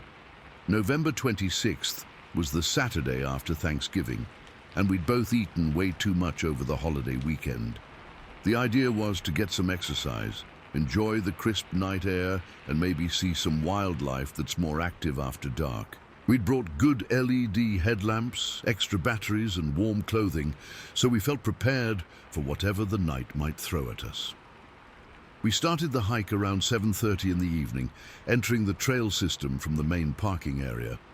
The temperature was probably in the mid-30s, cold enough that you could see your breath, but not so cold that you couldn't enjoy being outside. There was no snow on the ground yet, but the leaves were all down and crunched under our feet as we walked. The Days River Trail starts out pretty wide and easy, following an old logging road for the first half mile or so before it splits off into narrower paths that get closer to the water. We were chatting about normal stuff, work, family, plans for the upcoming week, just enjoying the exercise and each other's company. The first part of the hike was completely normal. We saw a few deer eyes reflecting back from our headlamps, heard an owl calling from somewhere deeper in the woods, and generally had the peaceful experience we'd been hoping for. The river was running low because of the late season, but you could still hear the water moving over the rocks, and the sound was relaxing. About 20 minutes into the hike, we reached the spot where the main trail crosses a small bridge over a side channel of the river. Just past the bridge, there's a steep embankment on the left side of the trail that rises maybe 20 feet above the path. During the day, you can see that it's covered with trees and thick underbrush, but at night, it just looks like a dark wall rising up beside you. That's where we saw the light. It was positioned maybe 30 feet up the embankment, just visible through the trees. A single point of white light, completely stationary, not moving or flickering at all. At first I thought it might be another hiker with a flashlight, but the light wasn't behaving like a flashlight. It wasn't sweeping around or pointed in any particular direction. It was just there, fixed in one spot, like a stationary beacon. "You see that light up there?" I asked my friend. She stopped walking and looked where I was pointing. "Yeah, I see it. What do you think it is?" We stood there for maybe 30 seconds, watching the light and waiting to see if it would move or change in any way. But it remained perfectly still, just this bright white point shining down from the embankment above us. "Maybe someone's camping up there," she suggested. "Could be, but it's not acting like a campfire or a lantern. And this isn't really a camping area." I tried shining my headlamp up toward where the light was positioned, thinking maybe I could get a better view of what was creating it. But the beam from my lamp couldn't penetrate far enough through the trees to illuminate anything useful. We decided to continue hiking and see if the light was still there when we came back. The trail makes a rough loop, so we'd be passing this spot again on our way back to the parking area. About 5 minutes later, we reached a section of the trail that runs right alongside the Days River. The path here is narrower, maybe 4 feet wide, with the water flowing along to our right and denser forest rising up the slope to our left. That's when we started hearing the footsteps. They were coming from our right, from the direction of the river, and they were definitely the sound of something walking on 2 legs. Not the 4-legged gait of a deer or other animal, but the measured rhythmic steps of something upright. The steps were spaced too far apart and too heavy to be made by a normal person, and they seemed to be keeping pace with us as we walked. "Are you hearing that?" my friend whispered. I nodded, trying to listen more carefully to figure out exactly where the sounds were coming from. The footsteps were definitely parallel to our path, maybe 20 or 30 feet away in the darkness beyond the reach of our headlamps. Every few seconds, we'd hear the distinctive sound of a foot coming down on the leaf litter and fallen branches that covered the forest floor. We stopped walking to get a better sense of what we were hearing. Immediately, the footsteps stopped too. "That's weird," my friend said. We started walking again, and within seconds, the parallel footsteps resumed. Same rhythm, same spacing, like whatever was making them was deliberately matching our pace. "Should we investigate?" I asked. My friend shook her head. "I don't think so. If it's another person, they would have responded when we stopped. If it's an animal, I don't recognize the gait pattern." We continued along the river section of the trail, and the footsteps continued to follow us for maybe 10 minutes before they gradually faded away. Not stopping abruptly, but getting fainter and more distant until we couldn't hear them anymore. About halfway through our planned route, we reached a section of the trail where there's a bench positioned overlooking a particularly scenic stretch of the Days River. During the day, it's a great spot to sit and watch for wildlife or just enjoy the view of the water. We'd brought thermoses of hot coffee, and we decided to take a break and warm up. We settled onto the bench and poured our coffee, both of us still talking about the light we'd seen and the footsteps we'd heard. In the light of our headlamps, everything around us looked normal and peaceful. Just trees, water, and the usual nighttime sounds of a forest, in late November. But as we sat there, I started getting this really uncomfortable feeling that we were being watched.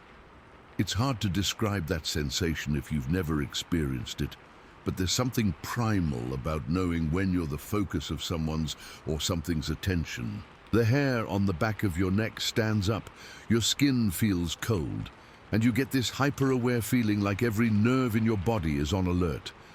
At first I thought it was just my imagination, maybe a reaction to the unusual things we'd already encountered on the hike, but the feeling got stronger the longer we sat there, and I could tell from my friend's body language that she was experiencing something similar. "Do you feel like we're being watched?" I finally asked her. "Yes," she said immediately. "I've been getting that feeling for the last few minutes." We both started scanning the darkness around us with our headlamps, trying to see if there was anything or anyone out there that might be observing us. But the beams of our lights only penetrated maybe 40 or 50 feet into the surrounding forest, and beyond that, everything was just black. We sat on that bench for close to an hour, and the feeling of being watched never went away. If anything, it got more intense as time passed. It wasn't just a vague sense of unease, but a specific feeling that something intelligent was focusing its attention on us from somewhere in the darkness. The strangest part was how normal everything else seemed. We could hear the river flowing, occasional sounds of small animals moving through the underbrush, and the normal night sounds of the forest. But underlying all of that was this oppressive sense of being studied, evaluated, maybe even stalked by something we couldn't see. Around 9:45, we decided it was time to head back to the parking area. We packed up our thermoses and started retracing our steps along the trail, both of us more alert and nervous than we'd been at the beginning of the hike. That's when we encountered the smell. About 5 minutes into our return hike, this odor hit us that was unlike anything I'd ever experienced before. It was a combination of skunk and old sweat, but much more intense than either of those things individually. The smell was strong enough that it made my eyes water and my stomach turn, and it seemed to come out of nowhere. "Oh my God, what is that?" my friend said, covering her nose with her sleeve. The smell wasn't stationary. As we continued walking, it moved with us, sometimes stronger and sometimes weaker, but always present. It was like whatever was producing the odor was traveling alongside us, staying just outside the range of our lights. "It's following us," my friend said, and I could hear the fear in her voice. We picked up our pace, but the smell continued to accompany us for maybe 10 minutes before it finally started to fade. Not disappearing all at once, but gradually getting weaker until we couldn't detect it anymore. By the time we reached the bridge over the side channel, we were both pretty shaken up. The combination of the mysterious light, the parallel footsteps, the feeling of being watched, and that horrible smell had created an atmosphere of dread that was affecting both of us. As we approached the bridge, I remembered the light we'd seen earlier and looked up toward the embankment where it had been positioned. Nothing. No light, no sign that anything had ever been there. We were maybe halfway across the bridge when we heard the crying. It was coming from the left side of the trail, from the same general direction where we'd seen the light earlier. But this wasn't human crying, and it wasn't like any animal sound I'd ever heard before.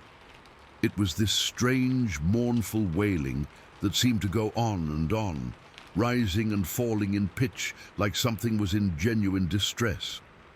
The sound was repeated several times, each cry lasting maybe 10 or 15 seconds, with brief pauses in between. It was loud enough that it seemed to be coming from close by, maybe within 50 yards of where we were standing on the bridge. "We need to get out of here," my friend said, and I couldn't have agreed more. We practically jogged the rest of the way back to the parking area, both of us constantly looking over our shoulders and scanning the darkness with our headlamps. The crying sounds followed us for maybe 5 minutes before they stopped completely, leaving us with just the sound of our own footsteps and breathing. When we reached the parking area around 10 o'clock, we sat in my car for a few minutes before starting the engine, both of us trying to process what we'd experienced. "What do you think that was all about?" my friend asked. "I have no idea," I told her, which was the absolute truth.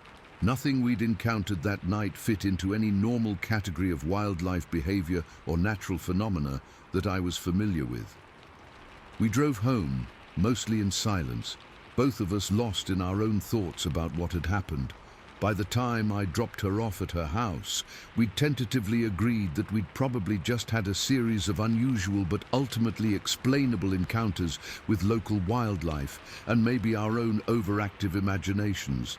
But I couldn't shake the feeling that what we'd experienced was something more significant than that. 3 weeks later, I went back to the Days River Trail system by myself during the day, hoping to find some evidence of what we'd encountered that November night. I examined the embankment where we'd seen the light, looked for tracks along the river where we'd heard the footsteps, and tried to identify any natural features that might have produced the sounds we'd heard. I found nothing that would explain our experiences. No camping sites, no equipment left behind, no unusual rock formations or geological features that might have created acoustic anomalies. The area looked completely normal and undisturbed. But as I was preparing to leave, around 4 in the afternoon when the light was starting to fade, I heard something that made my blood run cold. A long, low whistle coming from deep in the forest, lasting maybe 8 or 10 seconds. Not like a bird call or any natural sound, but like something intelligent was signaling across a distance. The whistle had an intentional quality to it, like a form of communication rather than just random noise. I stood there for maybe 2 minutes, listening for any repeat of the sound or any other indication of what had produced it. But the forest was completely quiet, and I didn't hear anything else unusual. That whistle, though, sounded like a warning.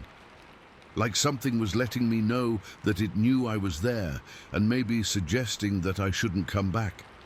I haven't hiked the Days River trails at night since then. During the day, the area seems perfectly normal and safe, but I can't shake the memory of that November evening when everything about the place felt wrong and threatening. I've researched other reports of unusual activity in that area, and I've found scattered accounts of strange lights, unexplained sounds, and encounters with large, unknown creatures in the forests around Gladstone. Most of the reports are dismissed or explained away, but reading them made me feel less alone in what I'd experienced. All I know for certain is that on November 26, 2016, my friend and I encountered something in those woods that defied explanation. Something intelligent enough to parallel our movement, patient enough to watch us for an hour from a hidden position, and bold enough to make its presence known through sounds and smells that we'll never forget.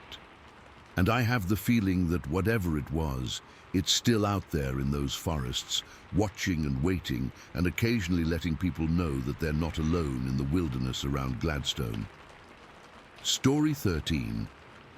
I still get this sick feeling in my stomach whenever I drive past the entrance to Redden State Forest on US 113, and it's been over 2 years since what happened to me there. I've always been someone who enjoys hiking alone, especially in the late afternoon when most people are heading home and you can have the trails to yourself. But that evening near Georgetown, Delaware changed how I feel about being alone in the woods, and I don't think I'll ever get over what I experienced in that forest. It was early March, probably around 6 in the evening, and I'd been driving back from a meeting in Dover when I decided to make a spontaneous stop at Redden State Forest. I'd hiked there maybe a dozen times before, always during daylight hours, and I knew the trail system pretty well. The main entrance has this sandy road that leads to several different trailheads, and there's usually a place to pull off and park without blocking access for other vehicles.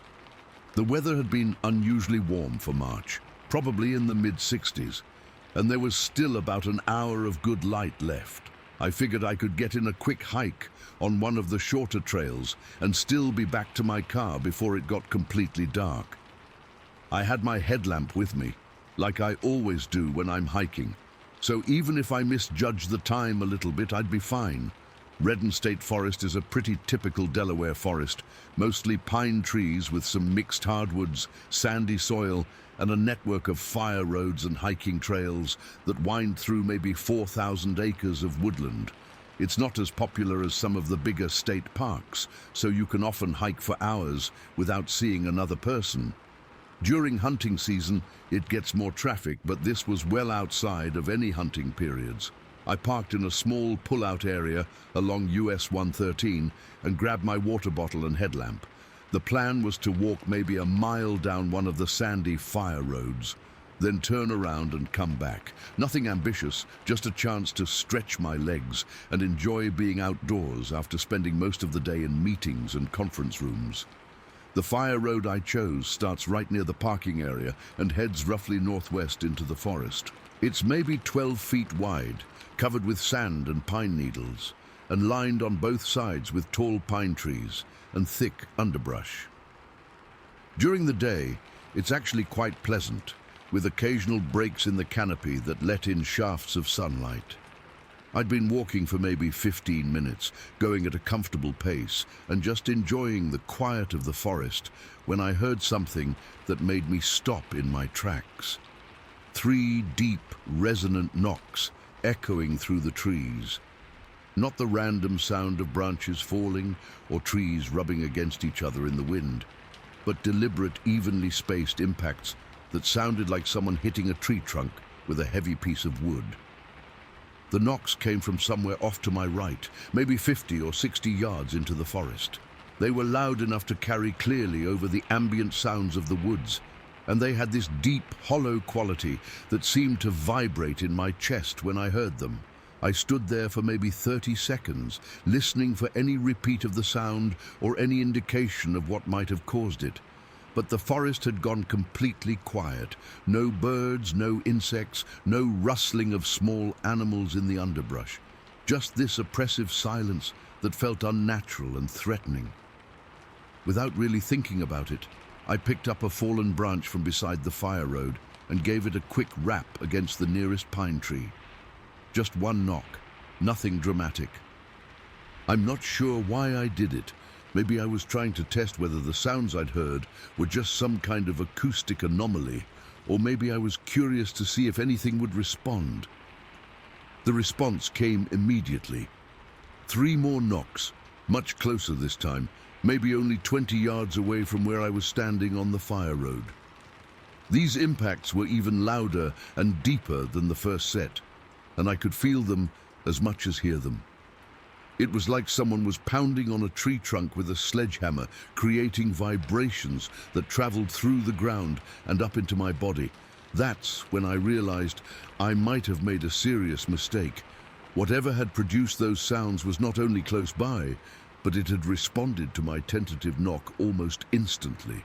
There was an intelligence behind the response, a sense that something had heard my signal and was answering back in the same language. I started walking again, but now I was much more alert and nervous than I'd been when I started the hike.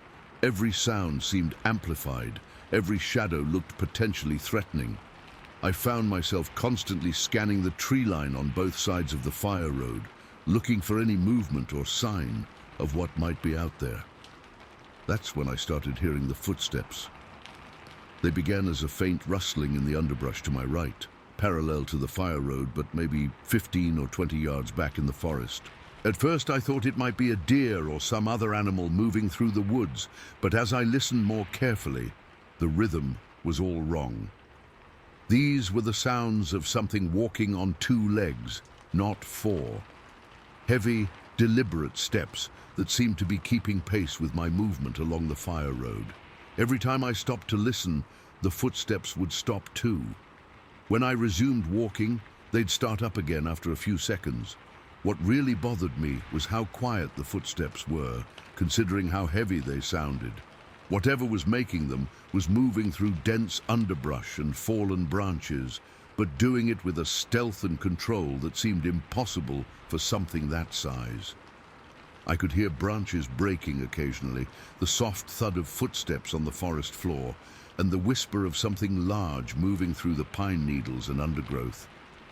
But all of these sounds were muted, like whatever was out there was making a conscious effort to minimize the noise it was creating. After maybe 10 minutes of this parallel stalking, I reached a section of the fire road where there's a natural clearing on the left side. The trees open up for maybe 30 yards, creating a gap that extends from the road back into the forest. During daylight hours, it's a nice spot to pause and look around, but in the fading light of evening, it felt exposed and vulnerable. I was maybe halfway across this clearing when something large moved through the open space on the far side. It happened so quickly that I almost missed it. A dark mass crossing the gap between the trees in what looked like 2 long strides. The thing was upright, definitely bipedal, with broad shoulders that were visible even at a distance of 40 or 50 yards. What struck me most was how fluid its movement was. Despite its obvious size and bulk, it moved through that clearing with an efficiency and grace that seemed almost supernatural. No wasted motion, no stumbling or awkwardness, just smooth, purposeful movement from one side of the opening to the other. The entire sighting lasted maybe 3 seconds, but it was long enough for me to register several details that made my blood run cold. The creature was huge, probably 7 or 8 feet tall, with shoulders that had to be at least 4 feet across. It was covered in dark fur or hair, and it moved with a confidence that suggested it was completely at home in this environment. But what really terrified me was the complete absence of any light reflection from its eyes. When you see an animal at night, even briefly, you usually catch some kind of eye shine when light hits their retinas. This thing showed no reflection at all, which meant either it wasn't looking in my direction or its eyes were positioned or structured in a way that was completely unlike any normal animal. I stood frozen in the middle of that clearing, staring at the spot where the creature had vanished into the trees on the far side. My heart was pounding so hard I could hear it in my ears, and I felt this overwhelming urge to run back toward my car as fast as I could. But before I could move, I heard something that made my skin crawl, a sharp, clicking sound like someone snapping their tongue against the roof of their mouth, but louder and more resonant than any human could produce. The click was followed immediately by what sounded like mumbled speech, a low, grumbling vocalization that had the rhythm and cadence of language but was too deep and distorted to understand. The sounds came from the same area where I'd seen the creature disappear, and they had an intentional quality that suggested communication rather than just random noise. It was like something was trying to talk to me, or maybe talking about me to something else I couldn't see. Then something hit the ground right next to my feet. A pine cone, still green and heavy with sap, landed in the sand maybe 8 inches from where I was standing. Not dropped from overhead, but thrown with enough force that I could hear it impact the ground. I looked up toward where the cone might have come from, but the canopy was too thick to see anything clearly, and I was pretty sure the cone had come from a horizontal direction rather than from above, which meant something had picked it up and deliberately thrown it at me. That's when the smell hit me, a mixture of damp earth and something musky, like wet animal fur mixed with body odor. It was strong enough to make me wrinkle my nose, and it seemed to be getting stronger by the second, like whatever was producing the odor was getting closer. I knew I needed to get out of there, but every instinct told me not to run. Running would trigger a chase response, and I had no idea how fast this thing could move through the forest. Instead, I started backing slowly toward the way I'd come, keeping my headlamp pointed low and trying not to make any sudden movements. The retreat felt like it took forever. Every step backward along that fire road was an exercise in controlled terror.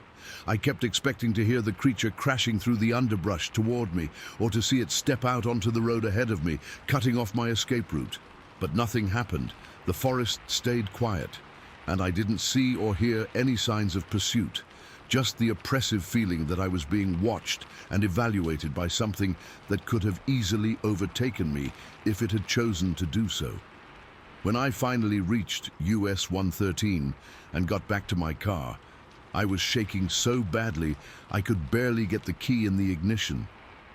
I sat there for maybe 2 minutes, trying to calm down and process what had just happened when I heard the knocking sounds again.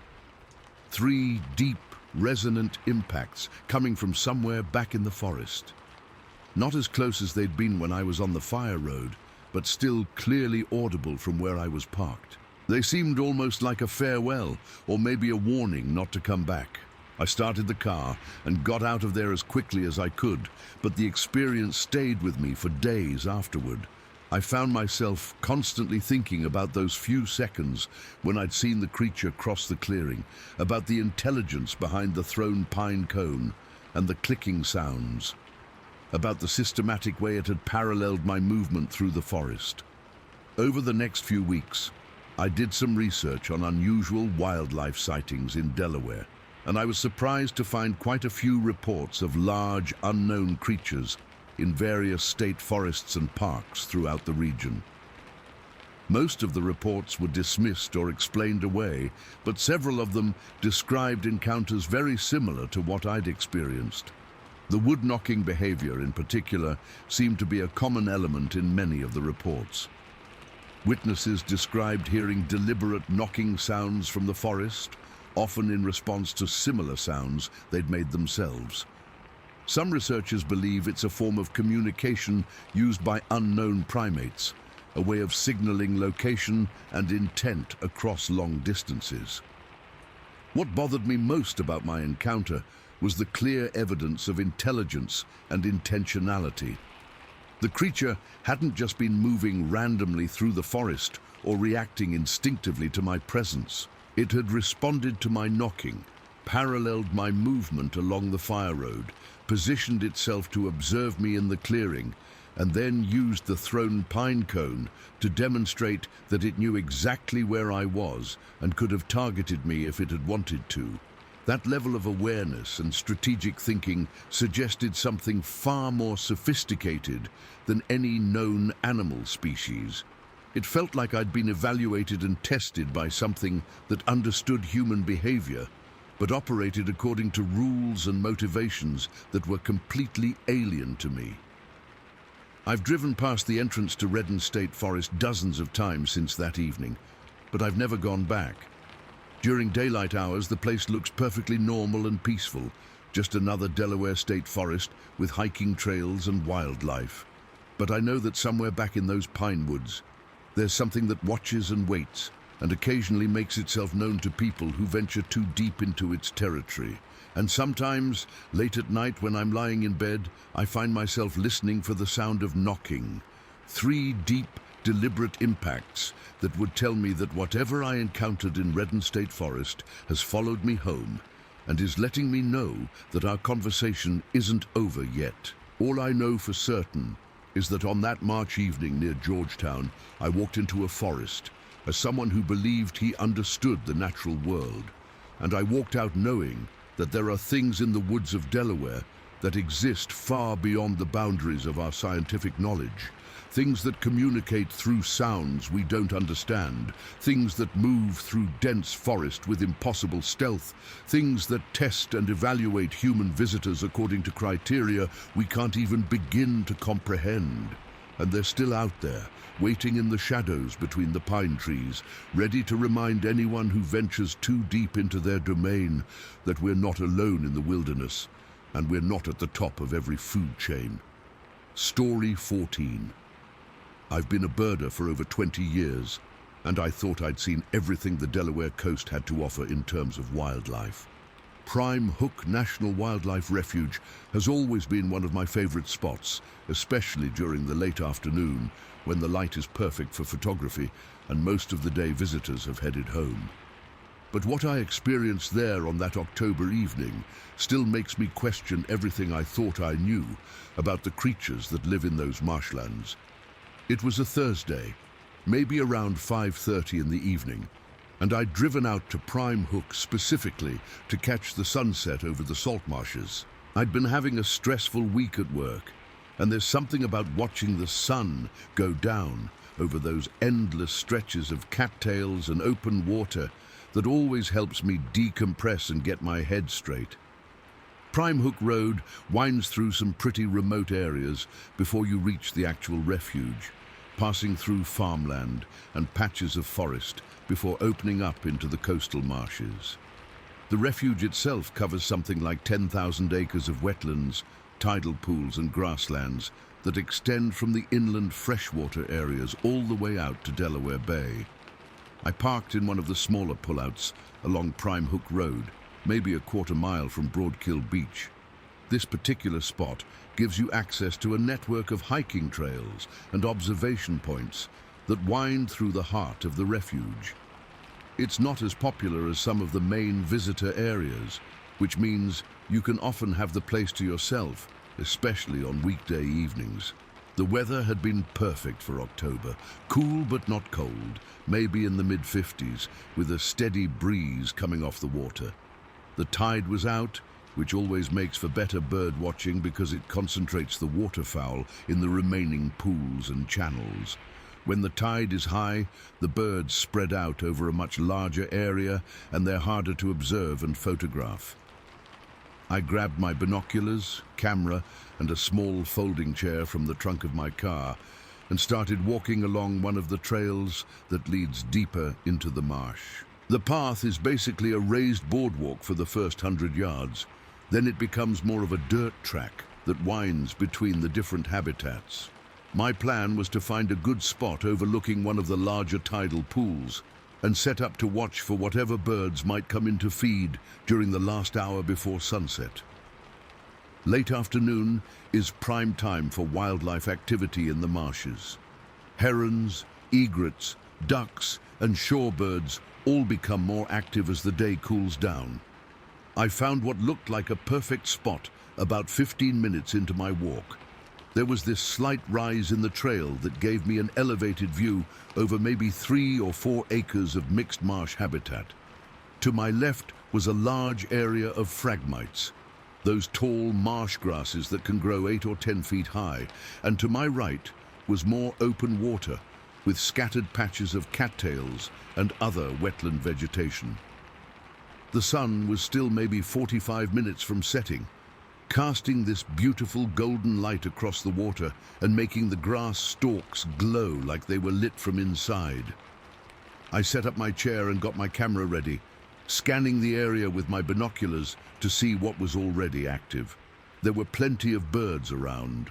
I could see several great blue herons working the shallow areas, a few mallards paddling around in the deeper pools, and what looked like some yellowlegs probing in the mud along the edges of the water. Nothing unusual or spectacular, but exactly the kind of peaceful wildlife activity I'd come there to observe. The wind was steady, but not strong, maybe 10 or 15 miles per hour, pushing the tall grass around in these beautiful waves that rolled across the marsh like ocean swells. Combined with the golden light and the mirror-like surface of the tidal pools, it was exactly the kind of scene that makes you understand why people become addicted to spending time in places like this. I'd been sitting there for maybe 20 minutes, taking photographs and just enjoying the tranquility of the place, when I heard something that made me lower my binoculars and really listen. It was a howl, but unlike any howl I'd ever heard before. Deep and resonant, lasting maybe 8 or 10 seconds, coming from somewhere behind the wall of phragmites to my left, not the high-pitched yipping of coyotes, which I'd heard plenty of times before, and not the haunting call of a great horned owl, which was another possibility in that habitat. This had body to it, substance. I could feel the vibrations in my chest when I heard it, the way you can feel the bass notes from a powerful stereo system, even when you're not standing right next to the speakers. It was a sound with real physical presence, produced by something with serious lung capacity and vocal power. The howl faded away, leaving the marsh quieter than it had been before. Even the normal sounds of the birds and the wind through the grass seemed muted, like everything was waiting to see if the sound would repeat.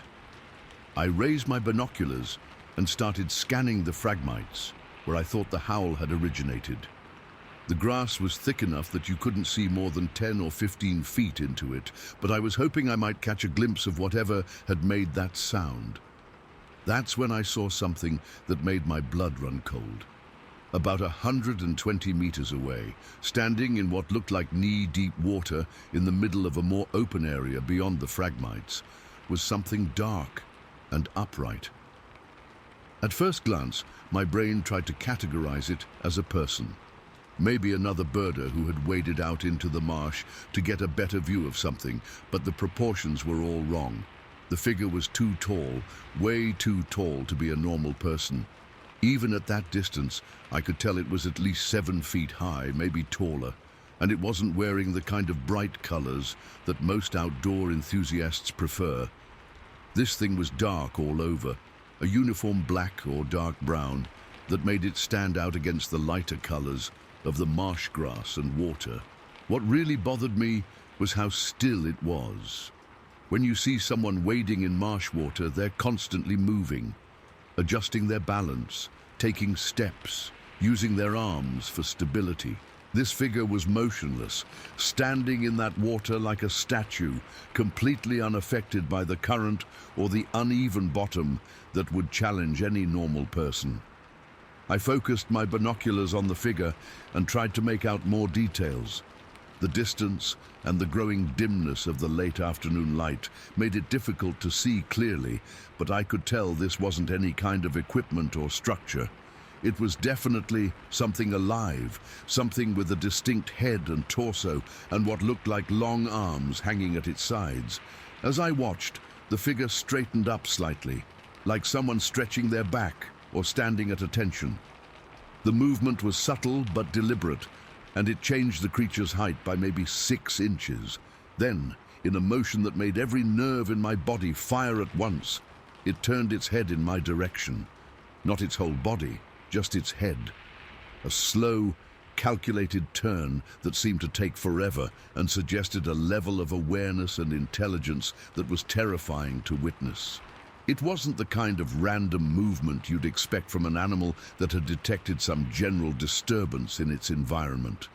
This was specific, targeted, like something had pinpointed my exact location and was evaluating me as a potential threat or interest. After the head turn, the figure became absolutely motionless again. But now I had the unmistakable feeling that I was being studied, analyzed by something that was trying to determine what I was and what I might do next. The sensation of being watched was so intense that I could feel it physically, like a weight pressing down on my chest. That's when the smell hit me, a sour, unpleasant odor that seemed to come across the water on the breeze. It was a mixture of things. Fish, definitely, like the smell you get near a dock where people clean their catch. But underneath that was something else.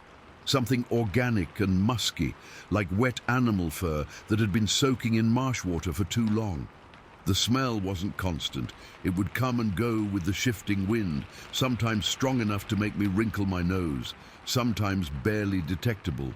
But it was definitely real. And it was definitely coming from the direction of that dark figure standing in the water. I lowered my binoculars and tried to decide what to do. Every rational part of my mind was telling me that I was looking at some kind of optical illusion, maybe a dead tree or a piece of driftwood that happened to create a humanoid silhouette from my particular angle and distance. But I couldn't explain away the deliberate head movement I'd witnessed, or the smell, or the growing certainty that something intelligent was watching me from that marsh. I raised the binoculars again, and this time I was sure the figure had changed position slightly. Not enough to be obvious, but enough that I could tell it had shifted its weight or adjusted its stance. It was like watching something that was trying to remain perfectly still, but couldn't quite manage to suppress all signs of life and movement. Before I could decide whether to try to get closer or to pack up and leave, I heard two distinct impacts coming from somewhere across the water, maybe from the opposite shore of the tidal pool where I'd been seeing the figure. They weren't splashes exactly, but more like the sound of something heavy being dropped into water from a height. Two separate impacts, maybe 3 seconds apart, that created expanding circles on the surface of the water. But I couldn't see what had caused them, and there was no sign of anything on the opposite shore that might have produced the sounds. The combination of the watching figure, the mysterious impacts, and that sour smell drifting across the marsh was creating an atmosphere of dread that was affecting my ability to think clearly. I'd been in plenty of remote places over the years, and I'd encountered plenty of wildlife that could be dangerous if you weren't careful. But this felt different. This felt like I was in the presence of something that operated according to rules I didn't understand. I decided it was time to leave. I packed up my camera and folding chair as quietly as I could, trying not to make any sudden movements that might provoke a reaction from whatever was watching me. The whole time, I could feel those unseen eyes tracking my movements, evaluating my behavior, maybe deciding whether I represented any kind of threat. The walk back to my car felt like it took forever. I kept wanting to look over my shoulder to see if that dark figure was following me or if it was still standing motionless in the marsh water. But something told me that looking back would be a mistake, that showing fear or curiosity might trigger some kind of response that I wouldn't be able to handle. When I was maybe halfway back to the parking area, I heard the howl again. This time it was behind me and to the left, coming from roughly the same area where I'd seen the figure. But it sounded different now, fainter, more distant, like whatever had made it was moving away from my location rather than toward it. The sound followed me for maybe 2 or 3 minutes as I walked along the trail, always from the same general direction, but getting gradually weaker. By the time I reached my car, I could barely hear it, just a faint echo across the marsh that might have been wind or my imagination. I sat in my car for several minutes before starting the engine, trying to process what I'd experienced and figure out what I should do about it. Part of me wanted to report the sighting to someone, but I knew how crazy it would sound. What would I tell them? That I'd seen something tall and dark standing in Prime Hook Marsh that had turned its head to look at me? Instead, I pulled out the trail map I kept in my glove compartment and marked the approximate location where I'd seen the figure. The spot was in a section labeled as Restricted Access Wetlands, between 2 of the larger tidal pools that make up the heart of the refuge, not an area where people would normally go, but accessible by water if someone or something knew how to navigate the channels and shallows. I drove home with my windows up, even though the evening was still warm enough to justify having them open. Something about the memory of that sour smell made me want to seal myself off from any outside odors, at least until I got some distance between myself and Prime Hook. Over the next few days, I found myself researching unusual wildlife sightings in the Delaware coastal areas. I wasn't specifically looking for Bigfoot stories, just anything that might explain what I'd encountered. What I found was both reassuring and disturbing. There were scattered reports going back decades of people seeing large, upright figures in the marshlands and forests of the Delaware coast. Most of them were dismissed or explained away, but several described encounters very similar to what I'd experienced. Dark figures standing in water, the sense of being watched and evaluated, unusual sounds and smells associated with the sightings. A few of the reports mentioned Prime Hook specifically, describing encounters in the more remote sections of the refuge where most visitors never venture.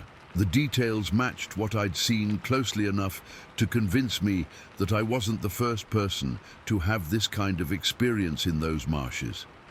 What bothered me most was the realization that if I hadn't happened to look in the right direction at the right moment, I would have completely missed the encounter.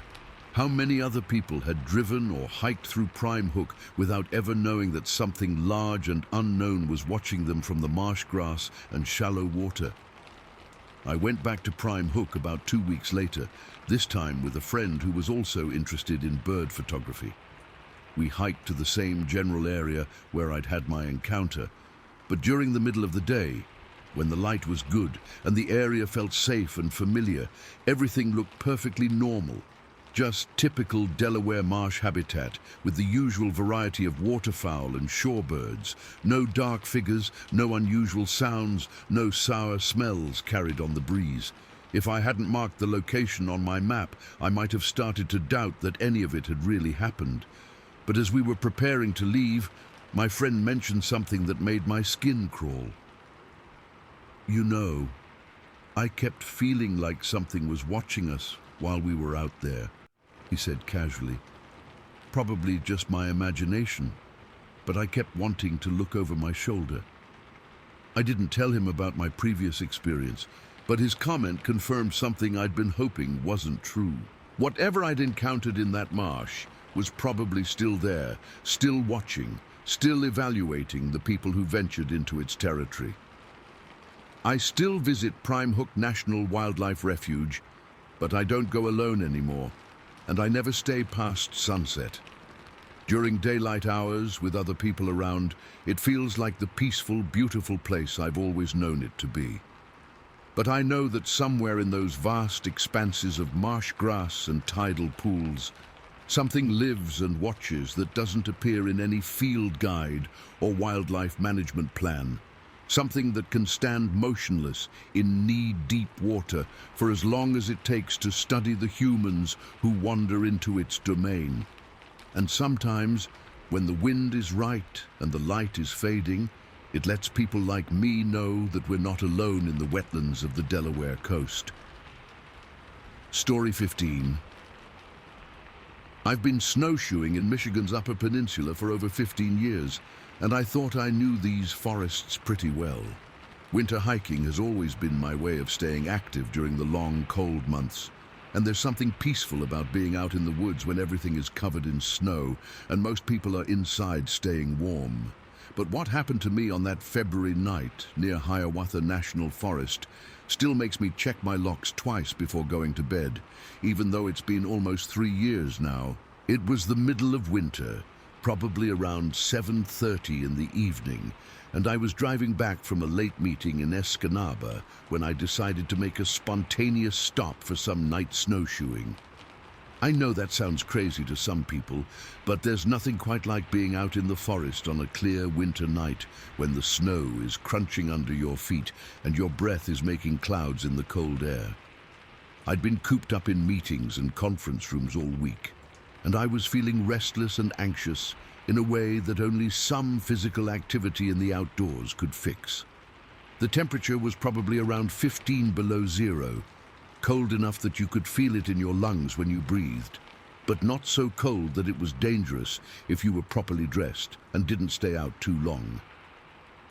I pulled over to the shoulder of M35, somewhere between Gladstone and Rapid River, where I knew there was access to one of the smaller trail systems that branch off from the main Hiawatha National Forest network. It's not an official trailhead or anything, just a spot where you can park safely and walk into the woods without trespassing on private property. The night was absolutely clear, with more stars visible than you ever see in populated areas. The moon was maybe 3/4 full, bright enough to cast shadows on the snow and give everything this blue-white glow that makes winter forests look almost magical. With my headlamp and the ambient light from the sky, I'd have plenty of visibility to navigate safely for an hour or two. I got my snowshoes out of the back of my truck and strapped them on, then grabbed my headlamp, water bottle, and the emergency whistle I always carry when I'm hiking alone. The plan was simple: follow one of the old logging roads for maybe a mile into the forest, then turn around and come back. Nothing ambitious, just enough to get my blood moving and clear my head. The snow was perfect for snowshoeing, maybe 8 or 10 inches of fresh powder over a solid base, not too deep, but deep enough to make regular hiking boots impractical. My snowshoes sank maybe 2 inches with each step, creating this satisfying crunching sound that was the only noise in the otherwise silent forest. Hiawatha National Forest in winter is like stepping into a completely different world. The pine trees are loaded with snow, creating these perfect white sculptures that stretch off into the darkness as far as you can see. Everything is muffled and quiet in a way that you never experience during other seasons. No birds, no insects, no sounds of small animals moving through the underbrush. Just the crunch of snow under your feet and the sound of your own breathing. I'd been walking for maybe 10 minutes, following what looked like an old logging road that wound between stands of pine and birch trees, when I heard something that made me stop in my tracks. Two hollow knocking sounds coming from somewhere off to my left. Not the random crack of a tree branch under the weight of snow, but deliberate, evenly spaced impacts that sounded like someone hitting wood against wood. They were loud enough to carry clearly through the still air, and they had this resonant quality that seemed to echo between the trees. I stood there for maybe 30 seconds, listening for any repeat of the sound or any other indication of what might have caused it. But the forest had gone completely silent again, even more quiet than it had been before. It was like every living thing in the area had suddenly stopped moving and was waiting to see what would happen next. Just as I was starting to convince myself that I'd imagined the sounds or that they'd been caused by some natural phenomenon, I heard a third knock. This one came from my right, maybe 40 or 50 yards in the opposite direction from where I'd heard the first two. Same hollow, wooden sound, same deliberate quality. That's when I realized the sounds were positioned in a way that seemed to triangulate my location. Like whatever was making them had noted where I was standing and was using the knocks to communicate my position to something else. The idea that I might be the subject of some kind of coordinated observation made my skin crawl. Before I could decide what to do about the knocking sounds, I heard something that made my blood run cold. A series of brief, whooping calls coming from somewhere deeper in the forest, maybe a quarter-mile away. The whoops were spaced about 2 seconds apart, maybe 6 or 7 of them in total, and they sounded almost like a response to the knocking sounds I'd just heard. These weren't the calls of any animal I was familiar with. I'd heard coyotes, owls, and various other wildlife that's active in winter, but this was something else entirely. The whoops had an intentional quality, like a form of communication rather than just random animal vocalizations. After the whooping stopped, the forest became quieter than I'd ever experienced before. Not just the absence of sound, but this oppressive, unnatural silence that seemed to press in on me from all directions. Even the normal winter sounds, the settling of snow on branches, the distant crack of freezing wood, had stopped completely. I decided to keep moving, partly because standing still in that silence was starting to freak me out, and partly because I didn't want to seem like an easy target for whatever might be watching me from the darkness. I resumed following the old logging road deeper into the forest, but now I was much more alert and nervous than I'd been when I started the hike. After maybe another 10 minutes of walking, I reached a section where the road crossed a small creek. During the summer, this would probably be a babbling stream, maybe 3 feet wide, but in February it was completely frozen over and covered with snow. You could only tell it was a creek because of the slight depression it created in the landscape and the way the trees opened up slightly on both sides. I was about halfway across the frozen creek when something heavy crashed onto the ice behind me. The impact was loud enough that I could feel it through the soles of my snowshoes, and it was immediately followed by this grinding, scraping sound like something large was sliding across the rough surface of the frozen water. I spun around, expecting to see a fallen branch or a chunk of ice that had broken loose from somewhere overhead. What I found instead was a piece of wood, maybe 18 inches long and 3 inches thick, that had apparently fallen from somewhere and slid to a stop about 2 feet from where I was standing. The wood was smooth and weathered, like it had been polished by years of exposure to running water. It was positioned directly between my snowshoes and the bank I'd just crossed from. The strange thing was that there was no tree overhead where the wood could have fallen from. The canopy was maybe 20 feet above the creek, and the branches up there were all loaded with snow, but didn't look like they were in any danger of breaking. There was no logical explanation for how that piece of wood had ended up on the ice right behind me. As I was staring at the wood and trying to figure out where it had come from, I heard something that made every hair on my body stand up. Deep, wet breathing coming from somewhere just at the edge of my headlamp's range. 2 long, deliberate exhales, like something large was standing in the darkness, watching me and testing whether I would react to the sound. The breathing had a quality that was unmistakably conscious and intentional, like something was trying to see how I would respond to being noticed. I swept my headlamp in the direction where I thought the breathing had come from, but all I could see were trees and snow. No movement, no reflective eyes, no sign of anything alive. But I could still feel a presence out there, something large and intelligent that was observing my every movement. That's when the smell hit me. A dry, musky odor that seemed to drift across the frozen creek on the still air. It was like old animal fur mixed with stale sweat, the smell of something that had been living in the wild for a long time without any contact with soap or water. The smell was strong enough to make me wrinkle my nose, but it only lasted for a few seconds before the still air dispersed it. I knew I needed to get out of there. Every instinct I had was screaming that I was in danger, that whatever was watching me from the darkness wasn't something I wanted to encounter face to face. But I also knew that running would be a mistake. In the snow and uneven terrain, I could easily trip and injure myself, and running might trigger a chase response from whatever was out there. Instead, I started backing away slowly, retracing my steps along the frozen creek toward the logging road I'd been following. I kept my headlamp pointed forward, scanning the darkness for any sign of movement, but I was also constantly listening for sounds that might indicate something was following me. The retreat was one of the most terrifying experiences of my life. Every 10 steps or so, I'd stop and listen, trying to determine if I was alone or if something was tracking my movement through the forest.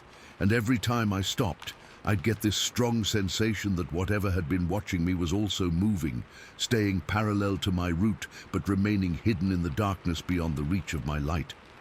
I couldn't see anything, couldn't hear any definitive sounds of footsteps or movement through the snow, but there was definitely something out there, something large and intelligent that was matching my pace and staying close enough to observe me, but far enough away to remain undetected. The feeling of being stalked was almost overwhelming. I'd been in plenty of remote places over the years, had encounters with bears and other wildlife that could be dangerous, but this was different. This felt like I was being hunted by something that understood human behavior and was using that knowledge to its advantage. By the time I reached M35 and got back to my truck, I was shaking, and not just from the cold. I threw my snowshoes into the back of the truck as quickly as I could and climbed into the driver's seat, grateful for the familiar feel of being inside a vehicle with doors that locked and an engine that could get me away from whatever was out there in the forest. I started the engine and was just about to put the truck in drive when I heard one more sound that confirmed everything I'd suspected about my encounter. A single, long whoop coming from the direction of the pine forest I'd just left. Not distant like the whooping I'd heard earlier, but close enough that it seemed to be coming from just beyond the tree line next to the highway. It was like whatever had been following me through the woods had accompanied me all the way back to the road and was now letting me know that it was still there, still watching. The whoop lasted maybe 5 seconds, echoing off the trees and fading into the silence of the winter night. But it was clearly directed at me, a deliberate communication from something that wanted me to know that our encounter wasn't over, that it had followed me out of its forest and was aware of exactly where I was. I drove away as quickly as I could safely manage on the snowy highway, checking my rear-view mirror constantly to make sure nothing was following my truck. M35 was completely empty behind me. No other headlights, no sign of any other traffic, just the dark line of asphalt stretching back toward the forest where something had stalked me through the snow. Over the next few weeks, I found myself thinking constantly about what I'd experienced. The coordinated nature of the knocking sounds, the intelligent breathing, the way something had tracked my movement through the forest without ever letting me see it clearly. All of it suggested an encounter with something far more sophisticated than any known wildlife species. I researched reports of unusual sightings in the Upper Peninsula, and I found quite a few accounts of large, unknown creatures in the forests around the Hiawatha area. Many of them described behavior similar to what I'd experienced. The wood knocking, the whooping calls, the sense of being watched and followed by something invisible. But what bothered me most was the realization that if whatever was out there had wanted to harm me, it could have done so easily. I'd been alone in the dark, in terrain where I couldn't move quickly or effectively. If the creature had been aggressive or predatory, I would have been completely helpless. Instead, it had seemed content to observe and test me, to see how I would react to its presence without ever revealing itself completely. That level of restraint and intelligence was far more terrifying than any direct threat would have been. I still snowshoe in the Upper Peninsula, but I've never gone back to that particular section of forest near M35. And I never go out alone anymore, especially not at night. The experience taught me that there are things in those vast wilderness areas that most people never see. Things that are intelligent enough to remain hidden, but bold enough to let certain people know they're being watched. All I know for certain is that on that clear, cold February night, something walked with me through the snow-covered forests of the Hiawatha National Forest. Something that communicated through sounds I didn't understand, something that could move through dense woods without making a sound, something that tested my reactions and then followed me all the way back to the highway. And somewhere in those endless miles of pine and birch trees, it's probably still out there, waiting and watching for the next person who ventures too deep into its frozen domain.